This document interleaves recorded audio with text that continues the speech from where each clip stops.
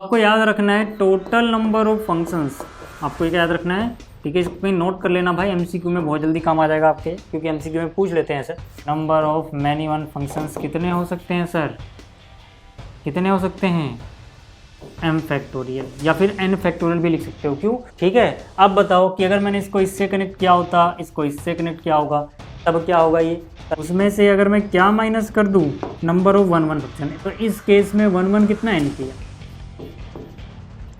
Hello welcome, क्या हाल चाल। तो देखो यार, आज का जो लेक्चर रहेगा इसमें हम डिस्कस करेंगे फंक्शंस और उसके टाइप्स, और कुछ एग्जाम्पल भी देखेंगे एनसीईआरटी के एग्जाम्पल नंबर 7 से लेकर 14 तक, ताकि आपको एक कॉन्सेप्ट अच्छे समझ में आ जाए। बेसिकली इससे पहले वाला जो पार्ट था यानी कि रिलेशन वाला, वो हम डिस्कस कर चुके हैं, एक्सरसाइज 1.1 भी हम कर चुके हैं। तो यहाँ पे क्योंकि अगले लेक्चर में आपको 1.2 देखने को मिलेगी, तो 1.2 को करने के लिए आपको पता होना चाहिए फंक्शन क्या होता है, उसके टाइप्स कौन कौन से हैं जो हमें पढ़ने हैं, और जो एग्जाम्पल नंबर 7 से 14 है वो मैं इस लेक्चर में इसलिए करा रहा हूँ क्योंकि इन कॉन्सेप्ट्स को पढ़ाने के बाद, है ना, उन क्वेश्चंस की अगर आप प्रैक्टिस कर लेते हो एग्जाम्पल नंबर 7 से लेकर 14 तक, तो ये एग्जाम्पल कैसे अप्लाई करने, मतलब ये कॉन्सेप्ट कैसे अप्लाई करने, ये आपको समझ में आ जाता है। ठीक है, तो इतना हम करने वाले हैं। एक्सरसाइज 1.2 हम अगले लेक्चर में देखेंगे। ठीक है, आगे अगले लेक्चर शुरू करेंगे। और एक बात और, इस लेक्चर का जो पीडीएफ रहेगा वो आपको टेलीग्राम पे मिल जाएगा। टेलीग्राम पे आपको सर्च करना है @AKStudy+। साथ ही साथ आपकी क्लास की जो टाइमिंग रहेगी वो आपको याद रखना है, एवरी MWF, ठीक है, आपकी क्लास 12th क्लास होगी, एवरी MWF शाम को 8 बजे। कब होगी ये क्लास? शाम को 8 बजे। किस किस दिन होगी sir? Monday, Wednesday, Friday. Every Monday, Wednesday, Friday शाम को 8 बजे आपको क्लास 12th का न्यू लेक्चर देखने को मिल जाएगा, जैसे पिछले साल क्लास 11th का देखने को मिल रहा था। ठीक है, अब यहाँ पर चलिए शुरुआत करते हैं और समझते हैं सबसे पहले फंक्शन क्या होता है। हालांकि आप क्लास 11th में पढ़ चुके हो, बट फिर भी फंक्शन क्या होता है सर? फंक्शन असलियत में एक खास तरह की रिलेशन ही होती है।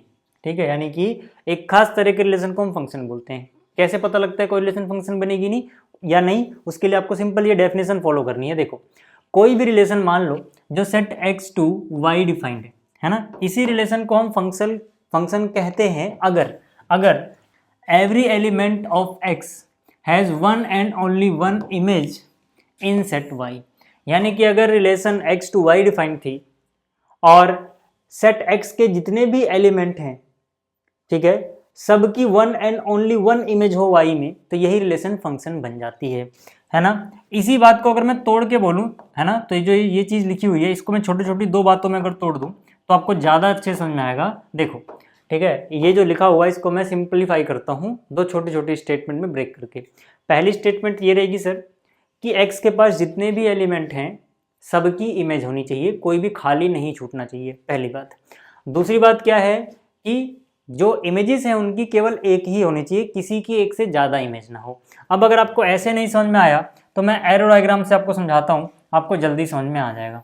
ठीक है, मान लो ये है अपना सेट x और यहाँ पे है set y।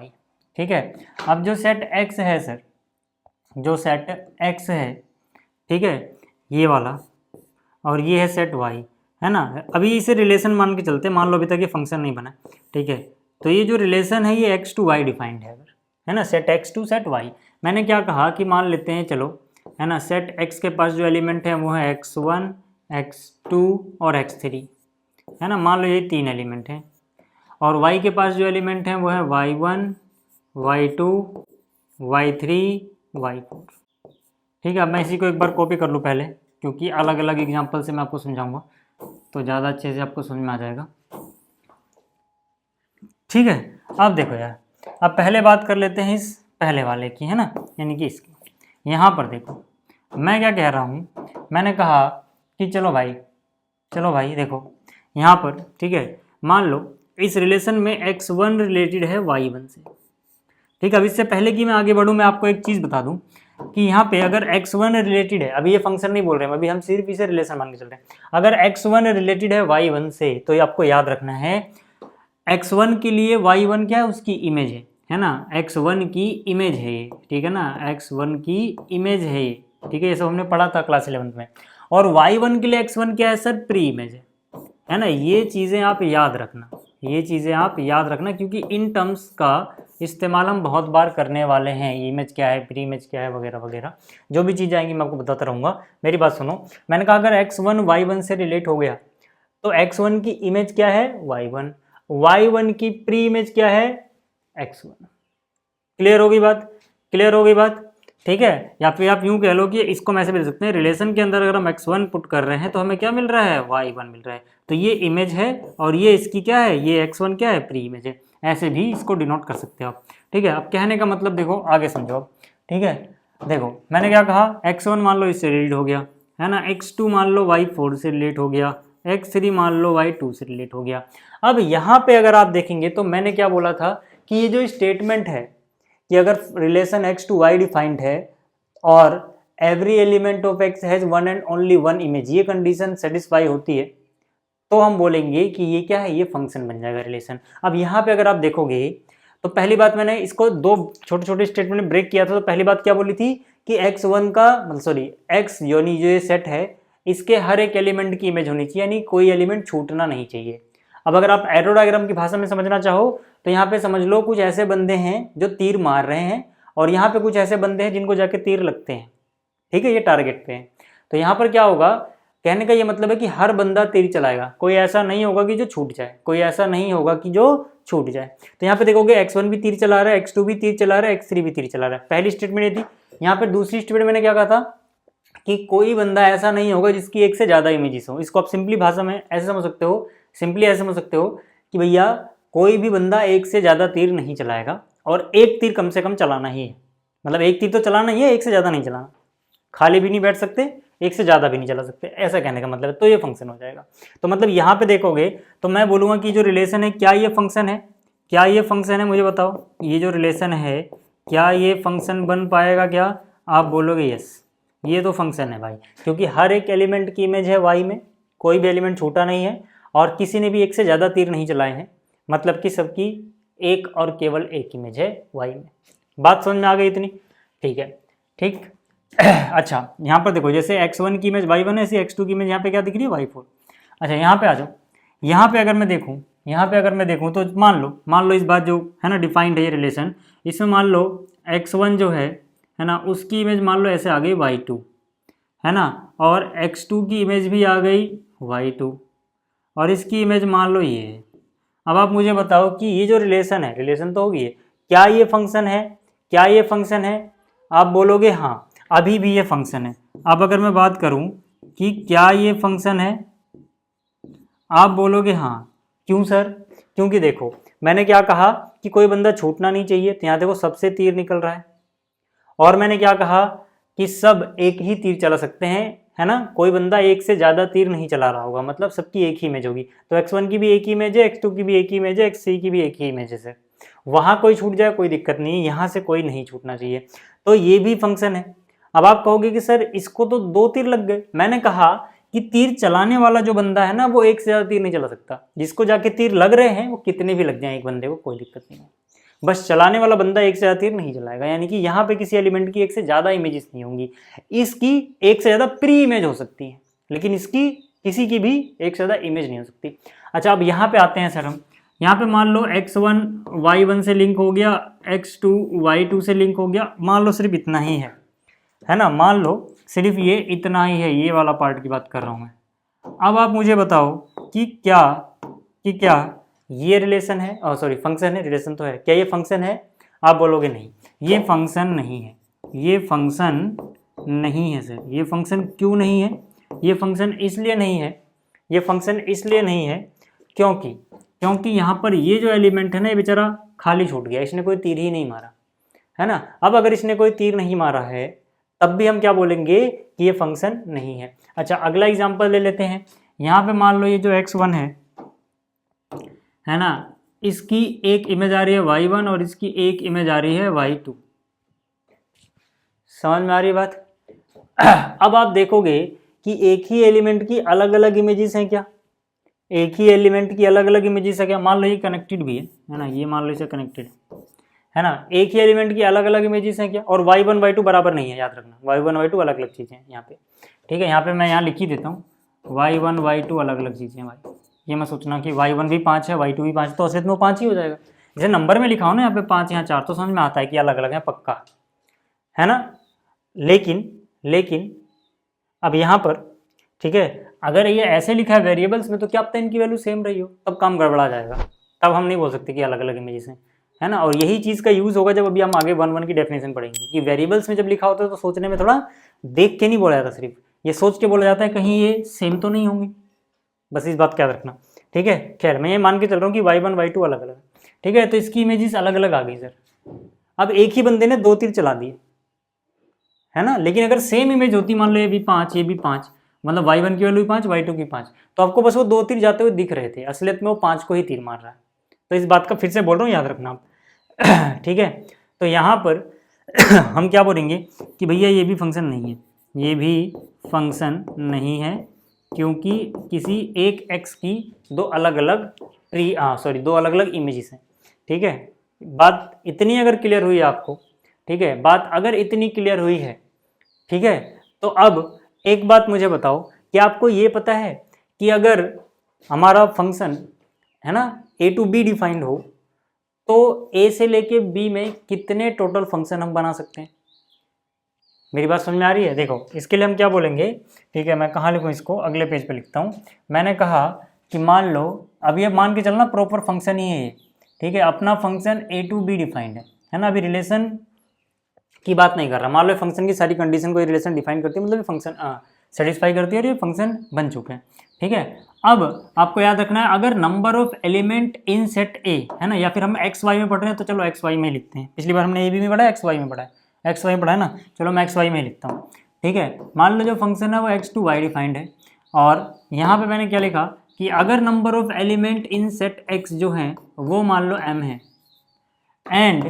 And number of element in set y जो है वो मान लो n है, तो आपको याद रखना है टोटल नंबर ऑफ फंक्शंस, आपको ये याद रखना है, ठीक है। इसको कहीं नोट कर लेना भाई, एमसीक्यू में बहुत जल्दी काम आ जाएगा आपके, क्योंकि एमसीक्यू में पूछ लेते हैं ऐसे, ठीक है। टोटल नंबर ऑफ फंक्शंस, ठीक है, कहाँ पे आप समझ में रहे हो ना मैं क्या कहना चाहता हूँ, जो यहाँ से यहाँ डिफाइंड हो, ठीक है, इज इक्वल टू क्या हो जाएगा, ये हो जाएगा सर नंबर ऑफ एलिमेंट जो y के पास हैं to the power number of element जो x के पास थे। बात समझ में आ रही है ना। इसी को आप ऐसे भी लिख सकते हो, नंबर ऑफ एलिमेंट y के पास कितने हैं sir n, number of element जो x के पास थे वो कितने थे n। अब n की पावर m में डायरेक्ट भी लिख सकता था, बट उसमें बच्चे पेपर में जब जाते तो कन्फ्यूज जाते हैं, यार वो n किसका नंबर ऑफ एलिमेंट था, x का या y का, इसलिए मैंने ये भी लिख दिया number of element of y, number of element in y base बनेगा, और जो उसका एक्सपोनेंट रहेगा वो number of element of x रहेगा, अगर function x to y defined है, ठीक है। अच्छा आपको ये याद आ रहा है क्या, ये याद आ रहा है क्या कि अगर रिलेशन बनानी हो, है ना, number total number of relation याद आ रही है क्या, टोटल याद करो, हमने क्लास 11 में सीखा था ये, total number of relations a to b, मतलब यही चीज़ है ना, मैं यही बोल रहा हूँ रिलेशन a टू b, मतलब अगर कोई रिलेशन हो a टू b या x टू y ही मान लेते हैं, तो कितनी बनेंगी भाई, तो कितनी बनेंगी, याद आ रहा है क्या, ये याद करो, बनता था 2 raise to the power number of element in x into number of element in y, ये भी याद रखना भाई, मतलब इसको सीधा सीधा हम ये बोल सकते हैं 2 raise to the power m into n, ये नंबर ऑफ रिलेशन होता था, टोटल नंबर ऑफ रिलेशन। अभी टाइप वाइप्स की बात नहीं कर रहे हम, ये भी फंक्शन टोटल वाले हैं भाई साहब, है ना, फंक्शंस के टाइप्स की बात नहीं की गई, ठीक है। तो ये भी आप अच्छे से नोट कर लेना, कहीं स्क्रीनशॉट ले लेना ये बात अगर आपको क्लियर हुई है, मतलब ये वाली और ये वाली, तो अब आगे चलते हैं और आगे बात करते हैं 1-1 फंक्शन किसको बोलते हैं और मैनी वन फंक्शन किसको बोलते हैं। बहुत आसान सा कॉन्सेप्ट है, नाम से ही क्लियर है भैया। 1-1 का मतलब है जिस ऑर्डर में लिखा उसी ऑर्डर में आप कंपेयर करना, है ना, ठीक है। 1-1 का मतलब क्या है कि एक बंदा एक बंदे से लिंक है, और मैनी वन का मतलब क्या है, ज़्यादा बंदे यानी एक से ज़्यादा बंदे एक से लिंक है। आगे बात समझ में। अच्छा डोमेन कोडोमेन ये सब तो पता है ना आपको भाई, ये तो हमने क्लास 11 में सीखा था, फिर भी हल्का सा बता दूं, फिर 1-1 मैनी वन पे आते हैं, ठीक है भैया। देखो फंक्शन के केस में ना ये पूरा सेट ही डोमेन हो जाता है, फंक्शन के केस में ये पूरा सेट ही डोमेन हो जाता है, रिलेशन में हमेशा ऐसा नहीं होता था। फिर से समझा दूं मैं, रिलेशन के केस में हमेशा ऐसा नहीं होता था कि ये पूरा सेट ही डोमेन हो। क्यों सर, क्योंकि रिलेशन में अगर कोई छूट भी गया तब भी रिलेशन होता है, जैसे इस वाले सेट का कोई एलिमेंट छूट जाए तब भी वो रिलेशन होता है, लेकिन यहाँ पे अगर कोई छूट जाए मतलब जो लिंक ना हो तब ये फंक्शन ही नहीं होता। तो अगर वो फंक्शन होगा तो कहने का मतलब इसके सारे एलिमेंट डोमेन के अंदर आ रहे होंगे, तो फंक्शन में आपको ज़्यादा सोचना नहीं है, ये जो पहले वाला सेट रहेगा अगर वो फंक्शन है तो वही सेट पूरा का पूरा डोमेन हो जाएगा, है ना। रिलेशन में हम क्या बोलते थे कि भैया देख लो पहले कौन कौन लिंक है, जो जो लिंक होगा एक्स का एलिमेंट उन एलिमेंट्स का सेट डोमेन कहलाता था। बट यहाँ हमें पता है डेफिनेशन यहाँ भी वही है, जो जो लिंक होगा उसी का, बट हमें पता है सारे के सारे ही लिंक होंगे तभी वो फंक्शन बनेगा, सारे के सारे लिंक होंगे तभी वो फंक्शन बनेगा, ठीक है। तो ये तो डोमेन हो गया। दूसरा वाला जो सेट होता था यानी कि वाई याद करो, वो क्या होता था, वो होता था कोडोमेन। वो क्या होता था, वो होता था कोडोमेन। यहाँ भी वही चीज़ है जैसे रिलेशन में वैसे फंक्शन में। और जिन जिन एलिमेंट से लिंक हो रहे हैं ये, मतलब जो इमेजेस बन पा रही हैं, सभी इमेजेस का सेट बना दोगे तो वो कहलाएगी रेंज, है ना। जैसे y1 y2 y4 का एक सेट बनाओ वो रेंज कहलाएगी। ये सब तो आपको पता है ना भाई, ये सब पता होना चाहिए यार, है ना। अब आगे बढ़ते हैं।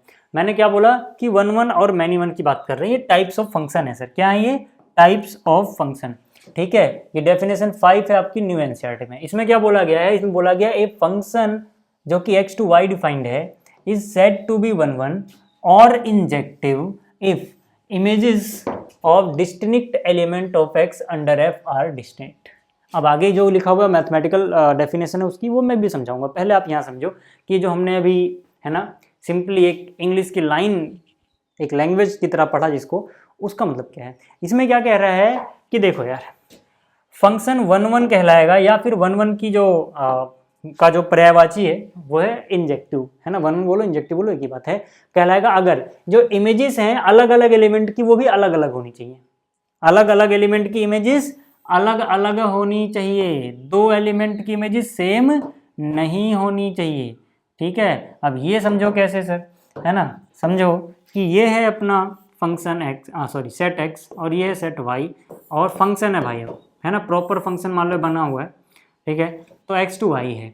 अब इसके पास मान लो यहाँ पे x1 x2 x3 है, इसके पास समझो y1 y2 और y3 है ना। अब इसको फिर से मैं कॉपी कर लेता हूँ क्योंकि मुझे भी आपको समझाना रहेगा, ठीक है, मुझे आपको भी समझाना रहेगा।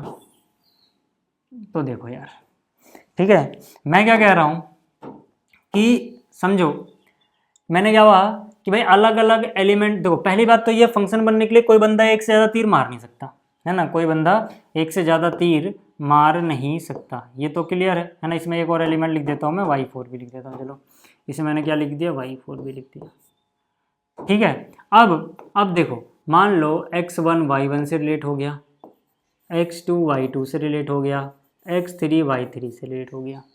मैंने क्या कहा, यहाँ कोई छूट जाए कोई दिक्कत नहीं।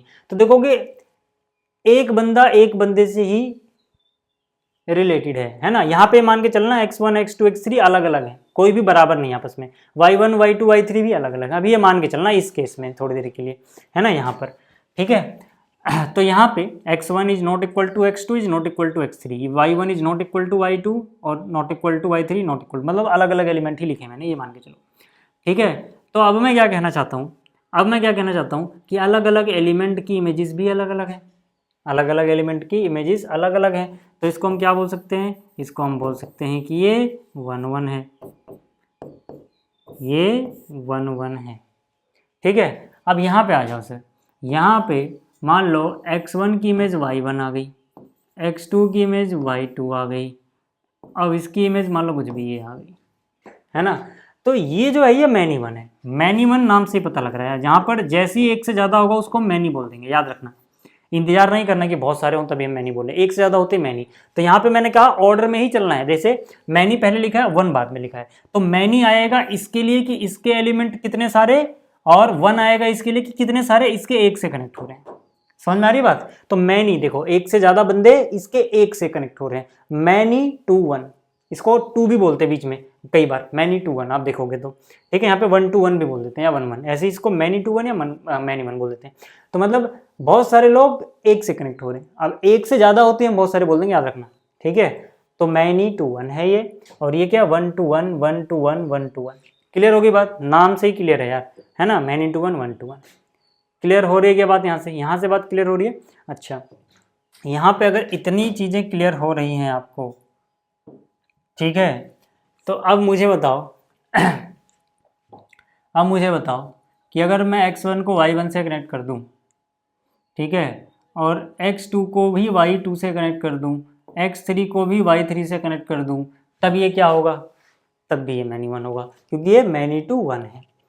ठीक है, अब बताओ कि अगर मैंने इसको इससे कनेक्ट किया होता, इसको इससे कनेक्ट किया होगा, तब क्या होगा ये, तब ये वन वन होगा।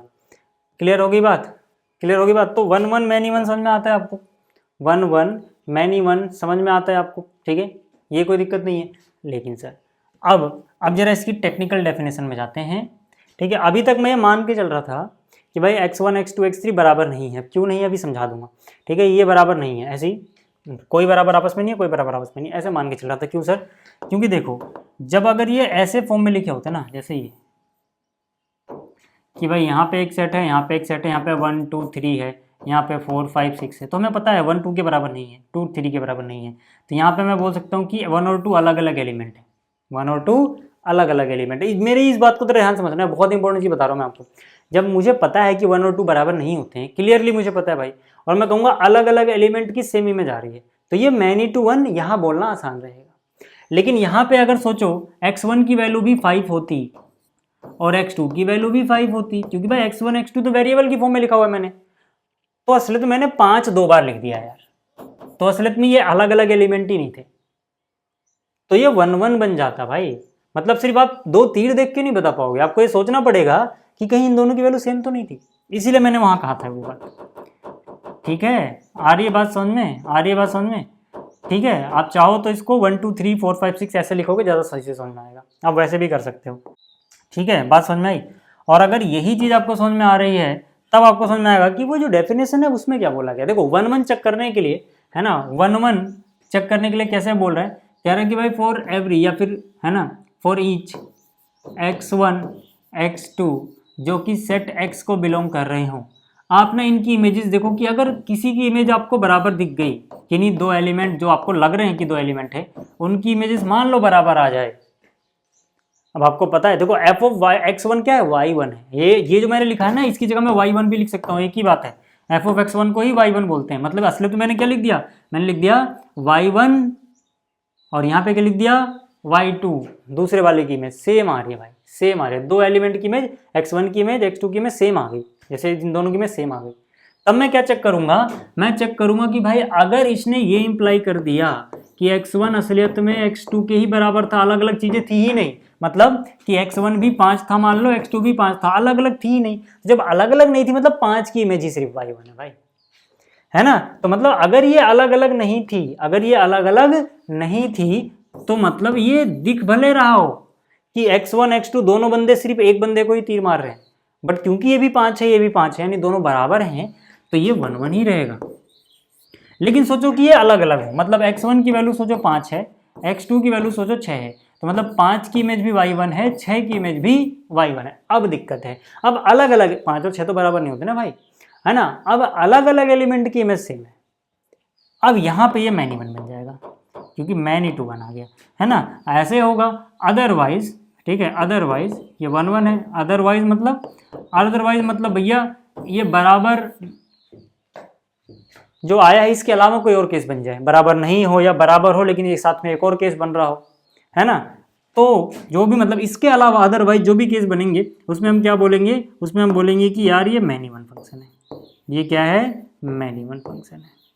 ठीक है, इतनी बात अगर आपको क्लियर हो गई, तो क्या आपको ये पता है कि a टू बी या फिर x टू y फंक्शन अगर डिफाइंड है तो कितने 1 1 फंक्शन बन सकते हैं, कितने मैनी वन फंक्शन बन सकते हैं, ये पता है कि आपको नहीं पता तो मैं बता देता हूँ, ध्यान से देखना, ध्यान से देखना। ठीक है, कि अगर जो फंक्शन है वो x टू y डिफाइंड है मान के चलो, है ना, फिर से number of element in set x ये m है, और number of element in set y, number of elements in set y ये n है। ठीक है, तो आपको याद रखना है नंबर ऑफ एलिमेंट या नंबर ऑफ 1 1 फंक्शन, है ना, नंबर ऑफ 1 1 फंक्शन कितने होंगे, नंबर ऑफ 1 1 फंक्शंस कितने होंगे। ठीक है, ध्यान से देखना, नंबर ऑफ 1 1 फंक्शन कितने होंगे भाई, इसको थोड़ा सा इधर सेट करते हैं, नंबर ऑफ 1 1 फंक्शन कितने होंगे, देखो जरा ध्यान से देखना, ये होंगे npm, अगर कंडीशन है भाई, अगर m जो है वो या तो छोटा है या बराबर है n से, और कोई भी 1 1 फंक्शन बन ही नहीं सकता अगर m यानी कि जो number of element set x के पास हैं वो ज़्यादा हो जाए number of element in set y जो हैं। ऐसे क्यों होगा भाई, समझ लो एक बार, है ना, इसको समझ लो एक बार, ठीक है, कि भाई ये 0 वाला केस क्यों आ जा रहा है। ठीक है यार, देखो, है ना, यहाँ से देखोगे ना कि मान लो यहाँ पर x1 x2 x3 है और यहाँ पे सिर्फ y1 y2 है। अब यहाँ पे देखोगे कि ये x है, ये y है, ये अपना फंक्शन डिफाइंड था, तो m की वैल्यू यहाँ पे देखोगे, m मतलब x के पास कितने एलिमेंट है, 3 एलिमेंट है भाई, और n की वैल्यू कितनी, n मतलब y के पास कितने एलिमेंट है, 2 ही एलिमेंट है भाई।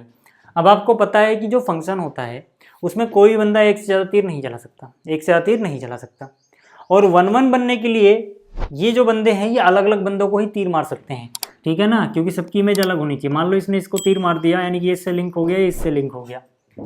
अब अगर मैं इसको इससे लिंक करूँ तो फंक्शन तो रहेगा, बट ये 1 1 नहीं रहेगा, फिर मैनी 1 बन जाएगा। 1 1 बनाने के लिए इसको अपनी एक अलग इमेज चाहिए, 1 1 बनने के लिए इसको अपनी एक अलग इमेज चाहिए भाई, साझा नहीं कर सकता इमेज को ये।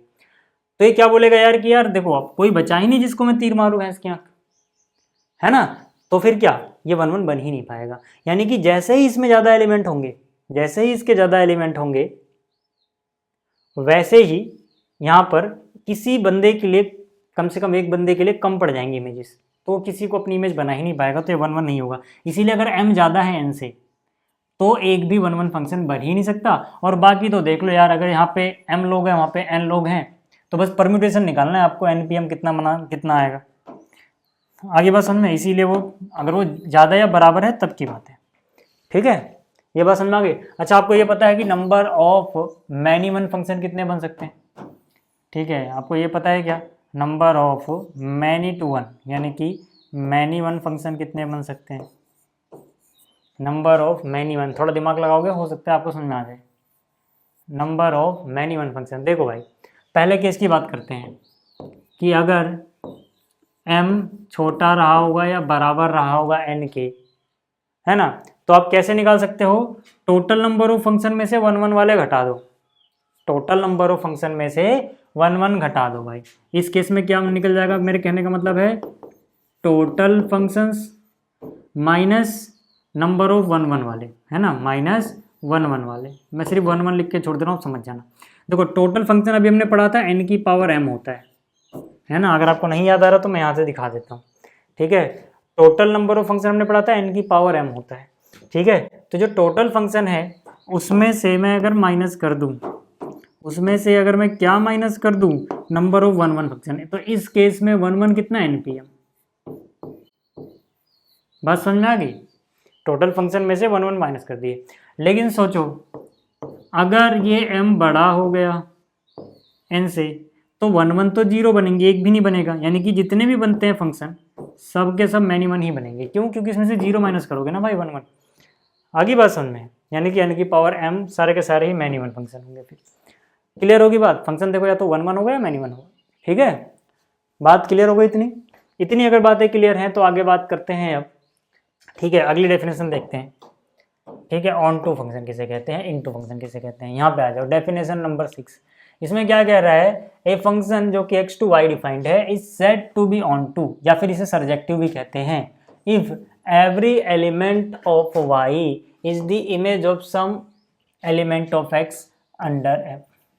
इसको आप ऐसे भी कह सकते हो कि जितने भी y हैं सेट y के पास, सेकंड वाला सेट, उनकी प्री इमेज एग्जिस्ट करनी चाहिए सेट x में, ठीक है। For every y belongs to set y there exist an element x in x such that f of x is equal to y। कहने का मतलब क्या है, इसको आप ऐसे समझ सकते हो सर, ध्यान से देखना, ठीक है है ना। अगर ये कंडीशन है तो ये ऑन टू कहलाएगा, नहीं तो इन टू कहलाएगा, ठीक है। ध्यान से देखना सर, मैं क्या कह रहा हूँ कि ये मान लो x है, ये मान लो y है, ठीक है। यहाँ पर देखो x1 x2 x2 x3 है, यहाँ पे y1 y2 y3 है, ठीक है, और यहाँ पे मान लो y4 भी लिख दिया।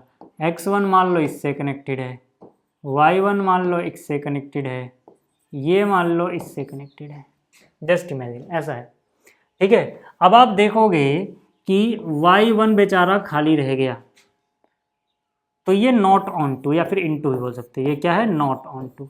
क्यों? क्योंकि मैंने क्या कहा कि कोई भी y छूटना नहीं, देखो x तो छूटेगा ही नहीं, x तो छूट गया तो समझ लो फंक्शन ही नहीं है, x वाले सेट में कोई छूट गया तो फंक्शन ही नहीं है, वो तो केस आएगा ही नहीं।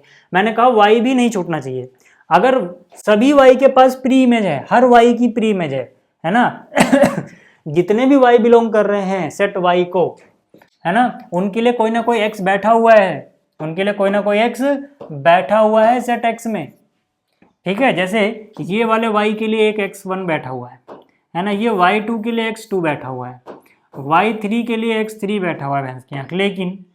लेकिन गद्दारी किसके साथ हो गई, y4 के साथ। y4 की कोई प्री इमेज ही नहीं है भाई, सिंगल रह गया बेचारा, है ना, तो ये परेशान हो जाएगा, ठीक है। तो इसीलिए कहेगा यार ये नॉट ऑन टू है, फंक्शन क्या है, नॉट ऑन टू। क्लियर होगी बात। अब यहीं पे अब अगर मैं मान लो एक और एग्जांपल दूं आपको, ठीक है, एक और एग्जांपल दूं, ठीक है, यहाँ पे मान लो फिर से, ठीक है, x1 x2 x3 है, यहाँ पे मान लो y1 y2 y3 है, मान लो ये इससे कनेक्ट हो गया, ये इससे कनेक्ट हो गया, ये इससे कनेक्ट हो गया, ठीक है, ये है x2y मान लो। तो क्या ये ऑन टू है? अब आपको ऑन टू के लिए बस ये चेक करना है कि यहाँ पर कोई खाली नहीं है क्या, बिल्कुल नहीं है, सबकी प्री इमेज है, तो हम बोलेंगे ऑन टू भी है, ठीक है। अच्छा क्या ये 1-1 भी है क्या, एक बंदा एक बंदे से लिंक हो रहा है, क्या ये 1-1 भी है, तो हम बोलेंगे 1-1 ऑन टू है। ये क्या है, ये 1-1 भी है, ऑन टू भी है, ऐसा फंक्शन जो 1-1 भी है, ऑन टू भी है, 1-1 ऑन टू होता है। समझ में आ गई बात, समझ में आ गई बात। अभी हम इसके ऊपर आने वाले हैं, खैर अभी रुक जाओ, ठीक है। अभी सिर्फ ऑन टू को ही समझ लो, है ना। ये तो ऑन टू ही नहीं था। अच्छा यहाँ पे आगे बात करते हैं, यहाँ पे आगे बात करते हैं, ठीक है। चलो यहाँ पे मैंने क्या लिखा, x1 x2 x3, यहाँ पे मैंने क्या लिखा, y1 y2। मान लो x1 की इमेज y1 आ गई, इसकी भी इमेज y1 आ गई, इसकी इमेज ये आ गई। क्या हर y की इमेज है, कम से कम एक इमेज होनी चाहिए, तो इसकी तो खैर दो है, कोई दिक्कत नहीं है ना। तो ये क्या ऑन टू है, हाँ। अब आप कहोगे सर ये मैनी वन भी है, क्योंकि मैनी टू वन है, हाँ, तो ये मैनी वन भी है, ऑन टू भी है, बट अभी हम मैनी वन या 1-1 डिस्कस नहीं कर रहे हैं, अभी हम 1-1 सॉरी ऑन टू या इन टू पहचान रहे हैं, है ना। ये नॉट ऑन टू मतलब इन टू। बात समझ में आ गई, इतनी बात समझ में आ गई, तो अब आगे बात करते हैं 1-1 and onto. 1-1 onto मतलब समझ में आ गया होगा, को जो 1-1 भी हो, ऑन टू भी हो। ये फंक्शन x2y में जो डिफाइंड है उसे 1-1 एंड ऑन टू या फिर बाइजेक्टिव भी बोलते हैं इसको, 1-1 एंड ऑन टू को बाइजेक्टिव भी बोलते हैं, अगर ये बोथ है, 1-1 भी है, ऑन टू भी है। कहने का मतलब क्या है सर, यहाँ से देखो, यहाँ से देखो, यहाँ से देखो, है ना। जैसे मैंने यहाँ पे लिखा कि ये x है, ये y है, ये मान लो ऐसे लिख दे रहा हूँ 1 2 3, यहाँ लिख दे रहा हूँ 4 5 6, है ना। तो ये जो फंक्शन है सर, ये 1-1 भी है क्योंकि एक बंदा एक बंदे से लिंक है, और ऑन टू भी क्योंकि यहाँ पे कोई चीज़ खाली नहीं है। 1-1 ऑन टू के कंडीशन आपको नजर आ गई होगी कि अगर यहाँ पे नंबर ऑफ एलिमेंट m है, यहाँ पे n है, तो m और n बराबर ही होने चाहिए। क्यों? क्योंकि भाई यहाँ से एक बंदा एक बंदे को ही तीर मारेगा, कि तभी वो फंक्शन ही होगा, नहीं तो फंक्शन ही नहीं होगा। और यहाँ का हर बंदा जो है वो उसको एक ही तीर लग रहा है। क्यों? क्योंकि 1-1 है, 1-1 मतलब कोई अलग अलग को तीर मारेगा नहीं, ठीक है ना। तो 1-1 ऑन टू तभी हो सकता है जब इसके दोनों के एलिमेंट बराबर हो। अगर आपने एलिमेंट अलग अलग रख दिए, मतलब यहाँ पे 1 2 लिख दिया, 1 2 3 लिख दिया, तो देखो ये इससे कनेक्ट हो जाएगा, ये इससे कनेक्ट हो जाएगा, यहाँ पर ये छूट जाएगा। यहाँ पर जब ये छूट गया तो ये 1-1 तो होगा, लेकिन ऑन टू नहीं बन पा रहा भैंस की आँख, ठीक है। अब आपने क्या किया, आपने इधर ज़्यादा कर दिए, मान लो ये वाला बंदा इससे कनेक्ट हो गया। अब फंक्शन बनने के लिए इसको किसी ना किसी से कनेक्ट होना ही पड़ेगा, तो ये जबरदस्ती किसी से कनेक्ट करेगा, मान लो इससे कर रहा है। अब फंक्शन बनाने के लिए इसको छोड़ सकते नहीं है, क्योंकि x में कोई एलिमेंट छूटा तो फंक्शन ही नहीं होगा, तो ये जिससे भी लिंक होगा वहीं से ये मैनी वन बन जाएगा। ये अब ये ऑन टू तो बन गया है, ऑन टू तो है, बट ये मैनी वन हो गया। ये क्या हो गया, ये हो गया मैनी वन,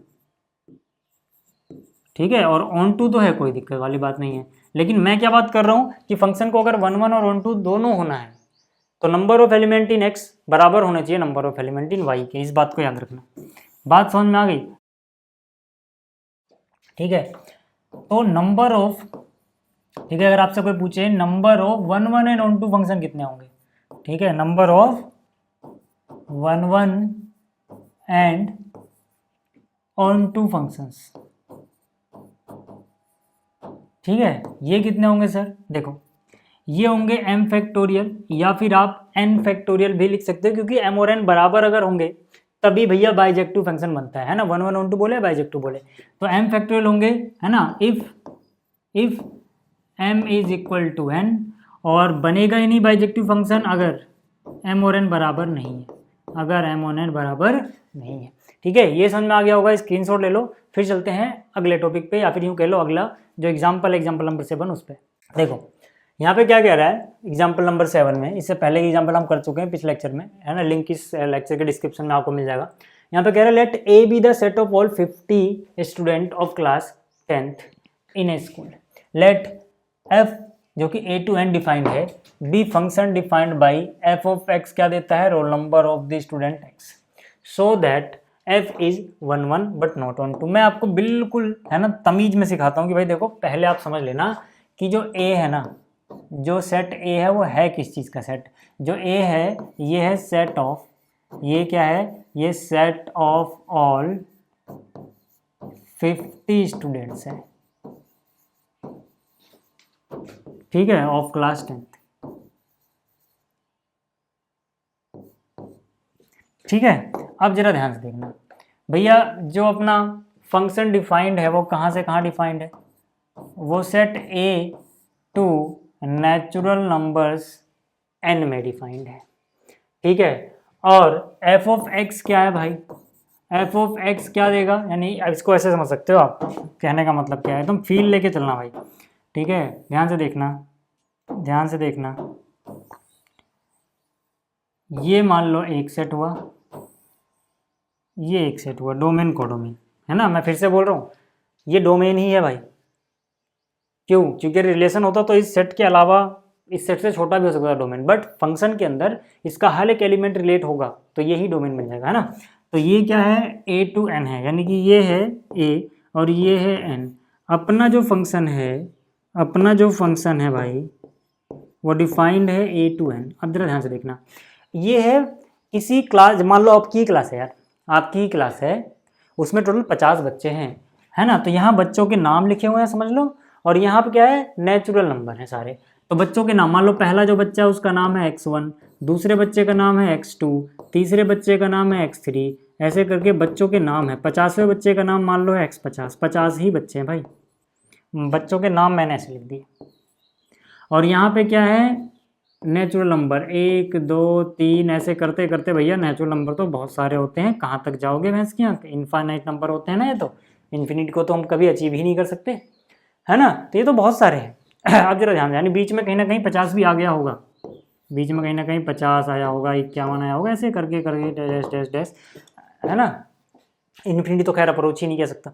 खैर अब मेरे कहने का ये मतलब है, ध्यान से देखना, ये जो फंक्शन है इसको कह रहे हैं कि ये भैंस की आंख 1 1 तो है लेकिन ऑन टू नहीं है। मुझे बताओ, आप तो यार बचपन से स्कूल में पढ़ रहे हो, तभी तो क्लास 12th में आए हो, कभी आपने देखा है एक बच्चे के 2 रोल नंबर हो? क्या कभी आपने ऐसा देखा किसी एक बच्चे के 2 रोल नंबर हो? नहीं ना। मान लो अगर आपका नाम है x1 और आपका रोल नंबर है 1, तो भैया आपका एक ही रोल नंबर आपको असाइन होगा 1, और किसी दूसरे बच्चों का 1 रोल नंबर नहीं होगा। ऐसा नहीं हो सकता कि आपका रोल नंबर भी 1 हो जाए और आपका दोस्त है x2 जिसका नाम क्या है x2, उसका रोल नंबर भी 1 हो, ऐसा तो नहीं हो सकता। x2 का रोल नंबर 2 होगा, है ना, तीसरे बच्चे का रोल नंबर x3 होगा, 50वें बच्चे का रोल नंबर 50 होगा, ऐसे ही तो होगा, क्योंकि 2 अलग अलग बच्चों का सेम रोल नंबर नहीं हो सकता, पहली बात। दूसरी बात, कोई बच्चा यहाँ छूटेगा नहीं, जितने बच्चे होंगे सबका रोल नंबर होगा, नहीं सब लिंक है तो फंक्शन तो है ना। और क्योंकि 2 अलग अलग बच्चों का रोल नंबर अलग अलग होगा। अब फंक्शन है ये, इस पर हमें डिस्कस ही नहीं करना, उसने खुद ही बोला फंक्शन है, तो फंक्शन है वाली बात तो हम डिस्कस ना भी करें तब भी चलेगा, बस हमें दिखाना है जो फंक्शन है वो 1 1 है। हम क्या बोलेंगे कि भैया 2 अलग अलग स्टूडेंट का सेम रोल नंबर नहीं हो सकता, इसीलिए 1 1 है ना, क्योंकि एफ ऑफ एक्स क्या है, एफ ऑफ एक्स है roll number of student x, small x, है ना। कहने का मतलब क्या है कि जैसे अगर मैं x1 यहाँ पे पुट करूँ तो ये इसका रोल नंबर क्या है x1 का 1, तो ये मुझे 1 देगा। अगर मैं x2 पुट करूँ तो दूसरे स्टूडेंट का रोल नंबर क्या है 2, तो ये मुझे 2 रिटर्न करेगा। यानी कि रिटर्न क्या कर रहा है फंक्शन, रोल नंबर रिटर्न कर रहा है इसके यहाँ। अगर मैं 50वें बच्चे यानी x50 का नाम लिख दूँ यहाँ पे, तो ये मुझे क्या रिटर्न करेगा, उसका रोल नंबर जो कि 50। ये कहने का मतलब फंक्शन कुछ इस तरह से काम कर रहा है। बच्चे का नाम फंक्शन को दोगे वो उसका रोल नंबर रिटर्न करेगा, है ना। आपने अगर कंप्यूटर लैंग्वेज पढ़ी है कोई सी, फंक्शन पढ़े हैं उसके अंदर, सी पढ़ाओ, C++ पढ़ाओ, जावा पढ़ाओ, कुछ भी पढ़ाओ इसके, कोई भी कंप्यूटर लैंग्वेज पढ़ी हो तो उसमें देखोगे ना फंक्शन एक चीज़ रिटर्न करता है। तो वही फंक्शन क्या रिटर्न कर रहा है भाई, आपने नाम डाला, रोल नंबर रिटर्न कर दिया इसने। ठीक है, क्लियर होगी बात।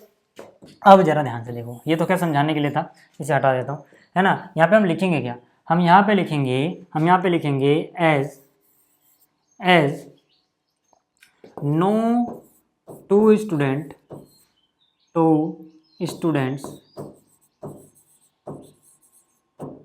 Can have same roll number,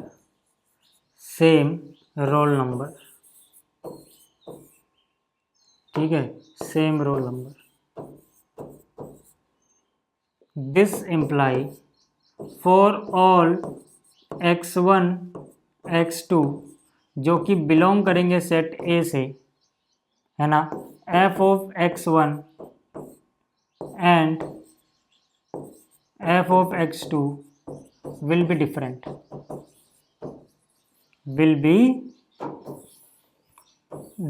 मेरी बात समझ पा रहे हो मैं क्या लिख रहा हूँ, एक बार लिख लो फिर समझा दूँ।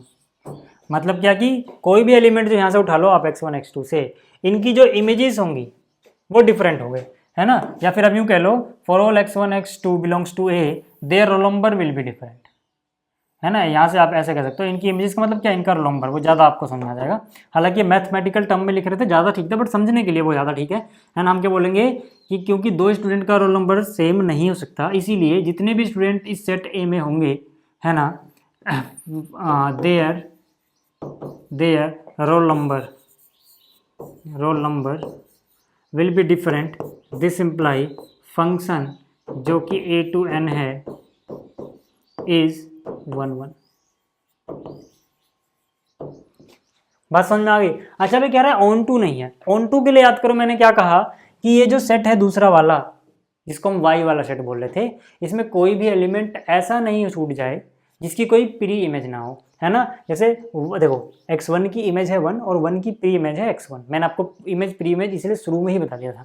आप देखोगे 1 की प्री इमेज है, 2 की प्री इमेज है, ऐसे करते करते 50 तक सबकी प्री इमेज मिलेगी, क्योंकि क्लास में 50 बच्चे हैं, रोल नंबर 1 से लेके 50 तक के बच्चे भी तो होंगे। अगर इनका रोल नंबर है तो रोल नंबर वाले बच्चे भी होंगे। अब वो किसी दिन स्कूल जाए ना जाए भैंस की उनकी मर्जी, बट रजिस्टर में तो है ना भाई।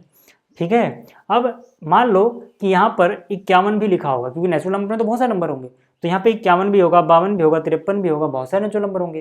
क्या वो किसी का रोल नंबर है क्या, नहीं है। यानी कि मैं किसी चीज़ को नहीं बोलना चाहता तो मैंने आपको बताया था कि अगर किसी को नहीं बोलना है एक एग्जाम्पल दे दो काफ़ी है। हम क्या बोलेंगे, हम बोलेंगे हेयर, है ना, इसको अलग कलर से लिखता हूँ, ठीक है। हम क्या बोलेंगे, हम बोलेंगे हेयर, ठीक है, 51 बिलोंग्स टू सेकंड सेट जो कि है नेचुरल नंबर का सेट, but there is no student बोल सकते हो आप, there is no student in set ए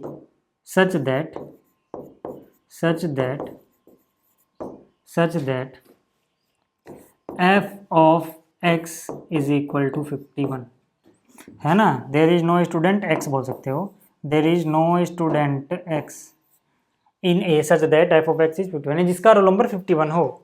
आप ऐसे भी बोल सकते हो इसको, अगर ऐसे नहीं लिखना है आप ऐसे भी कह सकते हो कि भैया, है ना, हुज रोल नंबर इज 51, अगर आपको ऐसे नहीं समझ में आ रहा तो, है ना। In set A whose roll number is 51, आप ऐसे भी कह सकते हो यार, हुज रोल नंबर इज 51, बस एग्जाम्पल काफ़ी है। बात समझ में आ गई क्या। तो function is not onto, है ना। इसका मतलब क्या है भाई, इसका मतलब है this function is not onto. इसका मतलब क्या है, function is not onto. क्योंकि ऑन टू के लिए सभी वाई लिंक होने चाहिए था ना, तो बहुत सारे छूट जाएंगे, है ना। इनफाइनाइट नंबर ऑफ एलिमेंट वहाँ बैठे हुए हैं जिसका जो किसी का रोल नंबर नहीं मिल पा रहा है। ठीक है, यहाँ तक बात समझ में आ गई? यहाँ तक बात समझ में आ गई अगर ये 7वां एग्जाम्पल, तो अब 8वें की बात कर लेते हैं भाई। 8वां एग्जाम्पल देखो,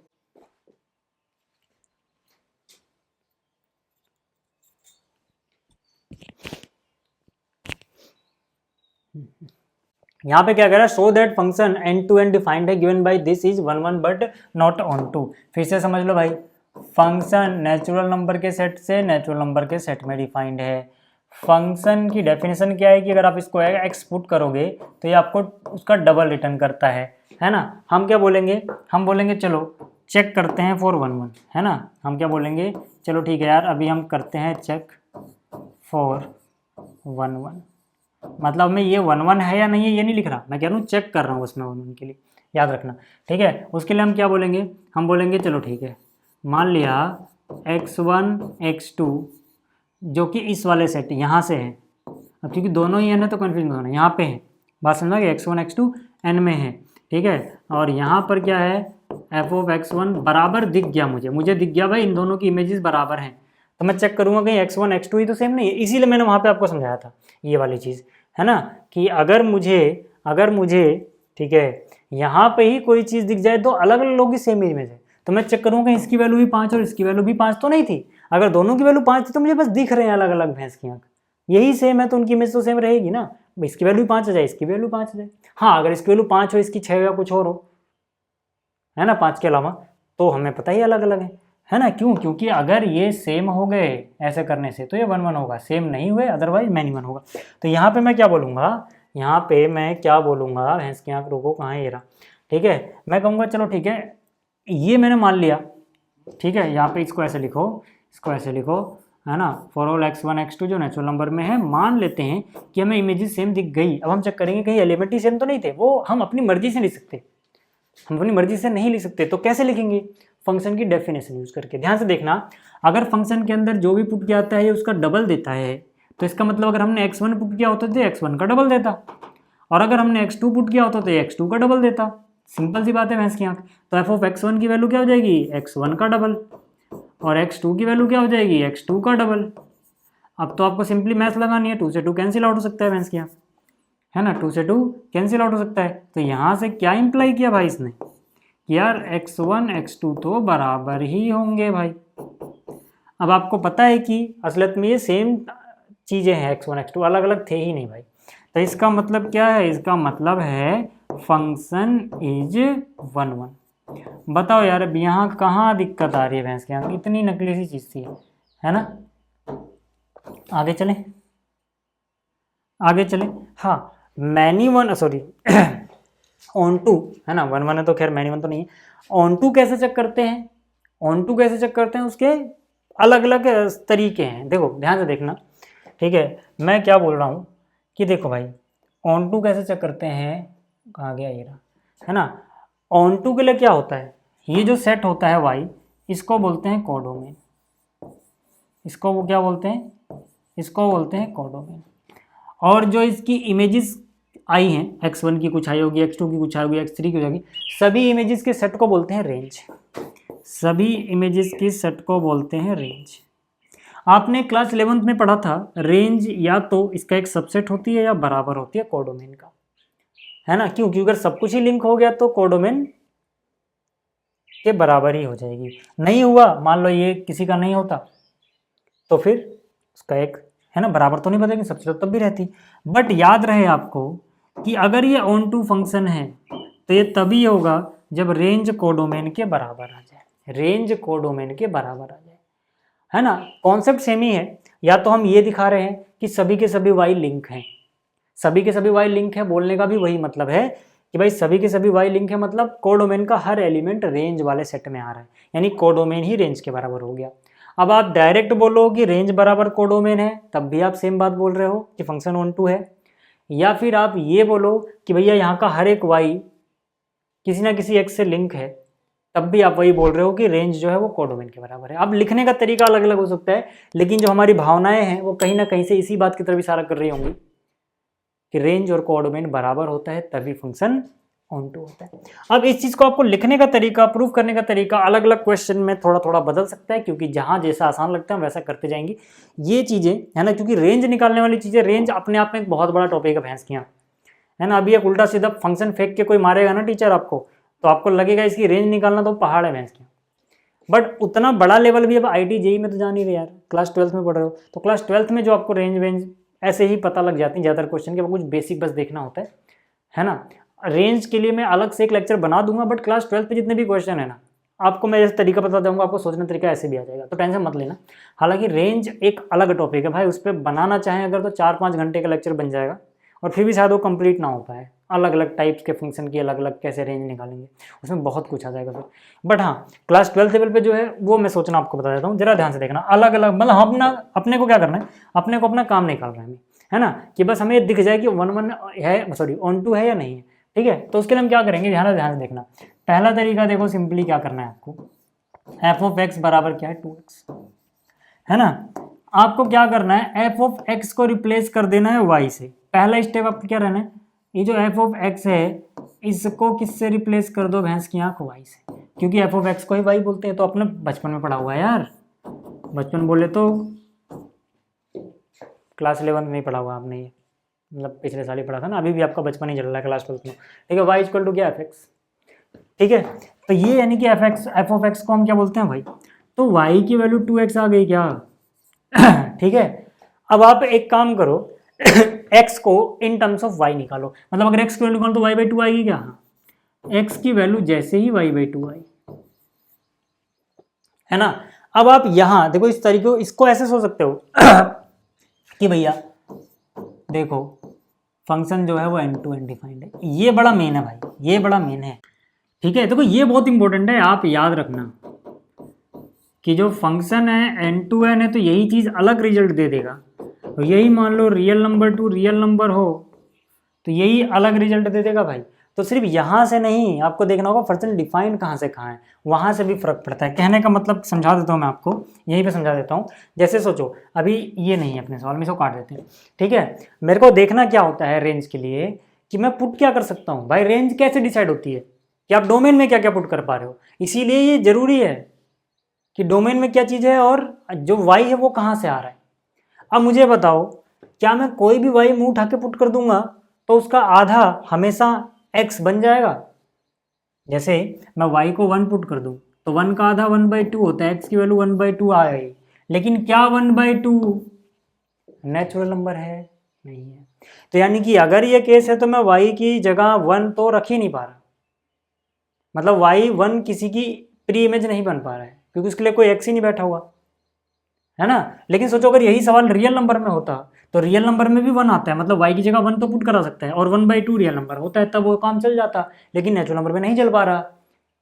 इसीलिए मैं आपको यही विजुलाइज करा दे रहा हूँ। अगले सवालों में बस क्या करेंगे ना, ये सेम रखेंगे, ये बदल देंगे भैंस की आंख।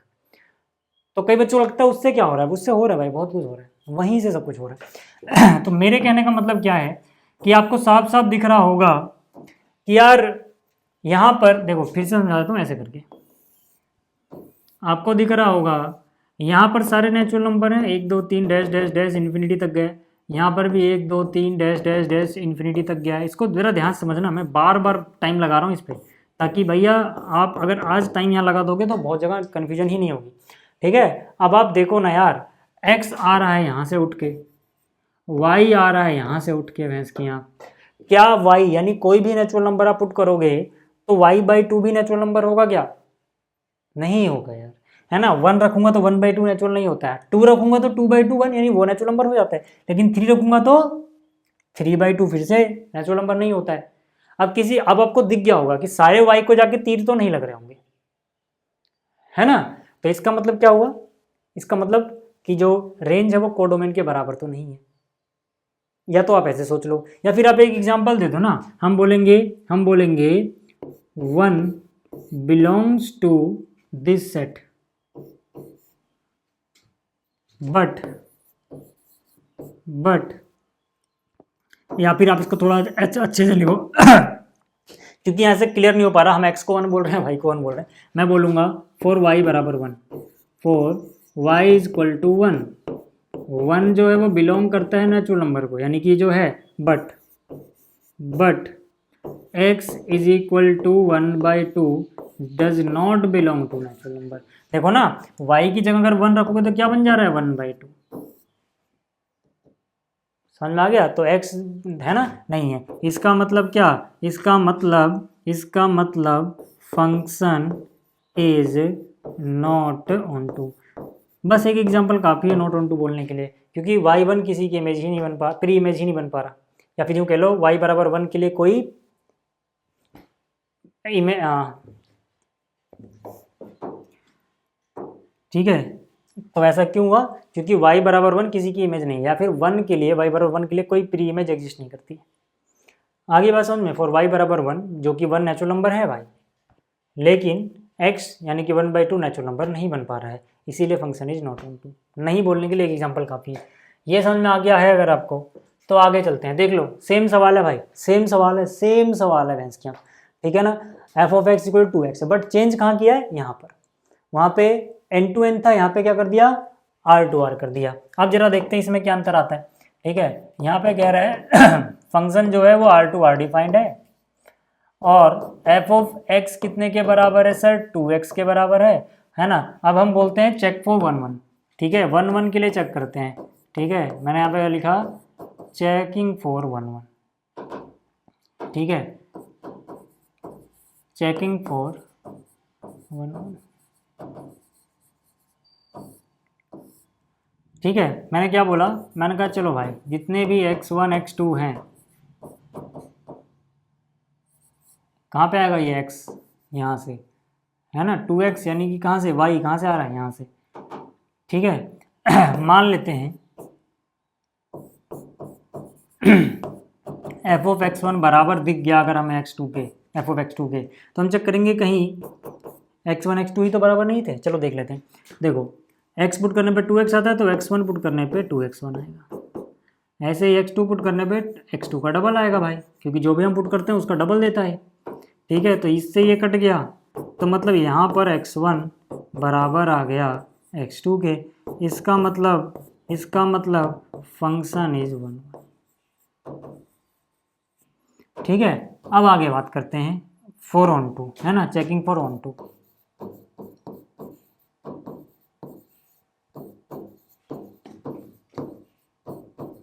अब मैं ये नहीं कह रहा कि ऑन टू है या नहीं है, मैं कह रहा हूँ चेक कर रहा हूँ बस मैं। ठीक है, वो हम कैसे करते हैं सर? मैंने आपको बताया कि भैया फंक्शन कितना है, एफ ऑफ एक्स 2x है, इसको किससे रिप्लेस करना होता है आपको? y से। हर बार स्टेप सेम रहेगा। ठीक है भाई, इसके बाद आपको x को इन टर्म्स ऑफ y रखना है। ठीक है, तो x बराबर क्या हो जाएगा? y/2। हम क्या बोलेंगे? हम बोलेंगे for all y belongs to real number.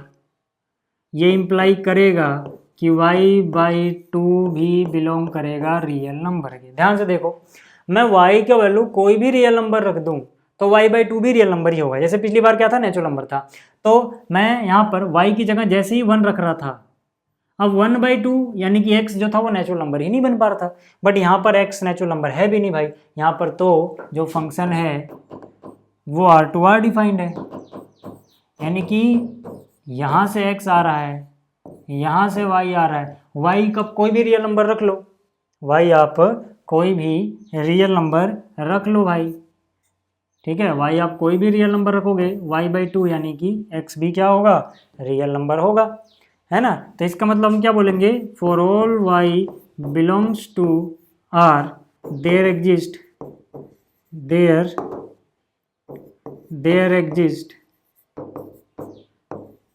x belongs to r, है ना। इसका मतलब फंक्शन इज ऑन टू। या तो आप ऐसे सोचो, या फिर आप यहीं से बोलो ना सीधा सीधा, जैसे ही आपने ये करा, जैसे ही आपने ये लिखा, आप इसको ऐसे भी बोल सकते हो इसी सवाल को, क्योंकि भावनाएं तो हमारी वही है, सारे के सारे y ऑक्यूपाइड है, मतलब रेंज कोडोमेन के बराबर है। आप बोल सकते हो कि भैया, है ना, यहाँ पे y को आप कुछ भी रख रहे हो, x हमेशा रियल नंबर आ रहा है, यानी y को कुछ भी रखने में आपत्ति नहीं है। तो मतलब y की वैल्यू क्या रख सकते हो आप? y कहाँ से रख सकते हो? -∞ से इन्फिनिटी कुछ भी रख सकते हो भाई, है ना, ये ओपन ब्रैकेट है। तो मतलब रेंज और कोडोमेन बराबर आ गए यार, रेंज और कोडोमेन बराबर आ गया। फिर ऐसे भी ना लिखो, रियल नंबर में लिखा है ना उन्होंने, तो y belongs to real number आप कुछ भी रख दो। तो मतलब यहाँ से आप बोल सकते हो कि ये जो y की वैल्यूज हैं, सेट ऑफ y वैल्यूज क्या कहलाता है, रेंज, वो बराबर किसके आ गया, कोडोमेन के। आप ऐसे भी लिख के छोड़ सकते हो भाई, है ना, क्योंकि कोडोमेन R है, रेंज भी R आ गया। तो यहाँ से भी आप बोल सकते हो रेंज कोडोमेन बराबर। अब वैसे भी सोच लो यार, ऐसे भी सोच लो, आपकी इच्छा भैया। ठीक है, यहाँ तक बात समझ में आई क्या? ये हो गया 9वां सवाल। अब बात कर लेते हैं अगला। कह रहा है show that this function defined by natural set of natural number to natural number given by f of 1 equal to f of 2 equal to 1 and fx equal to x minus 1। ठीक है, for every x greater than 2 is not onto but 1 1। जरा इसको जरा ध्यान समझना। ठीक है, यहाँ पे क्या कह रहा है, यहाँ पे क्या कह रहा है, function is defined from n to n, function is defined from n to n। n क्या है, सेट ऑफ नेचुरल नंबर, बचपन से पढ़ते आ रहे हो, क्लास 9th में तो सीख ही लिया था ये, है ना।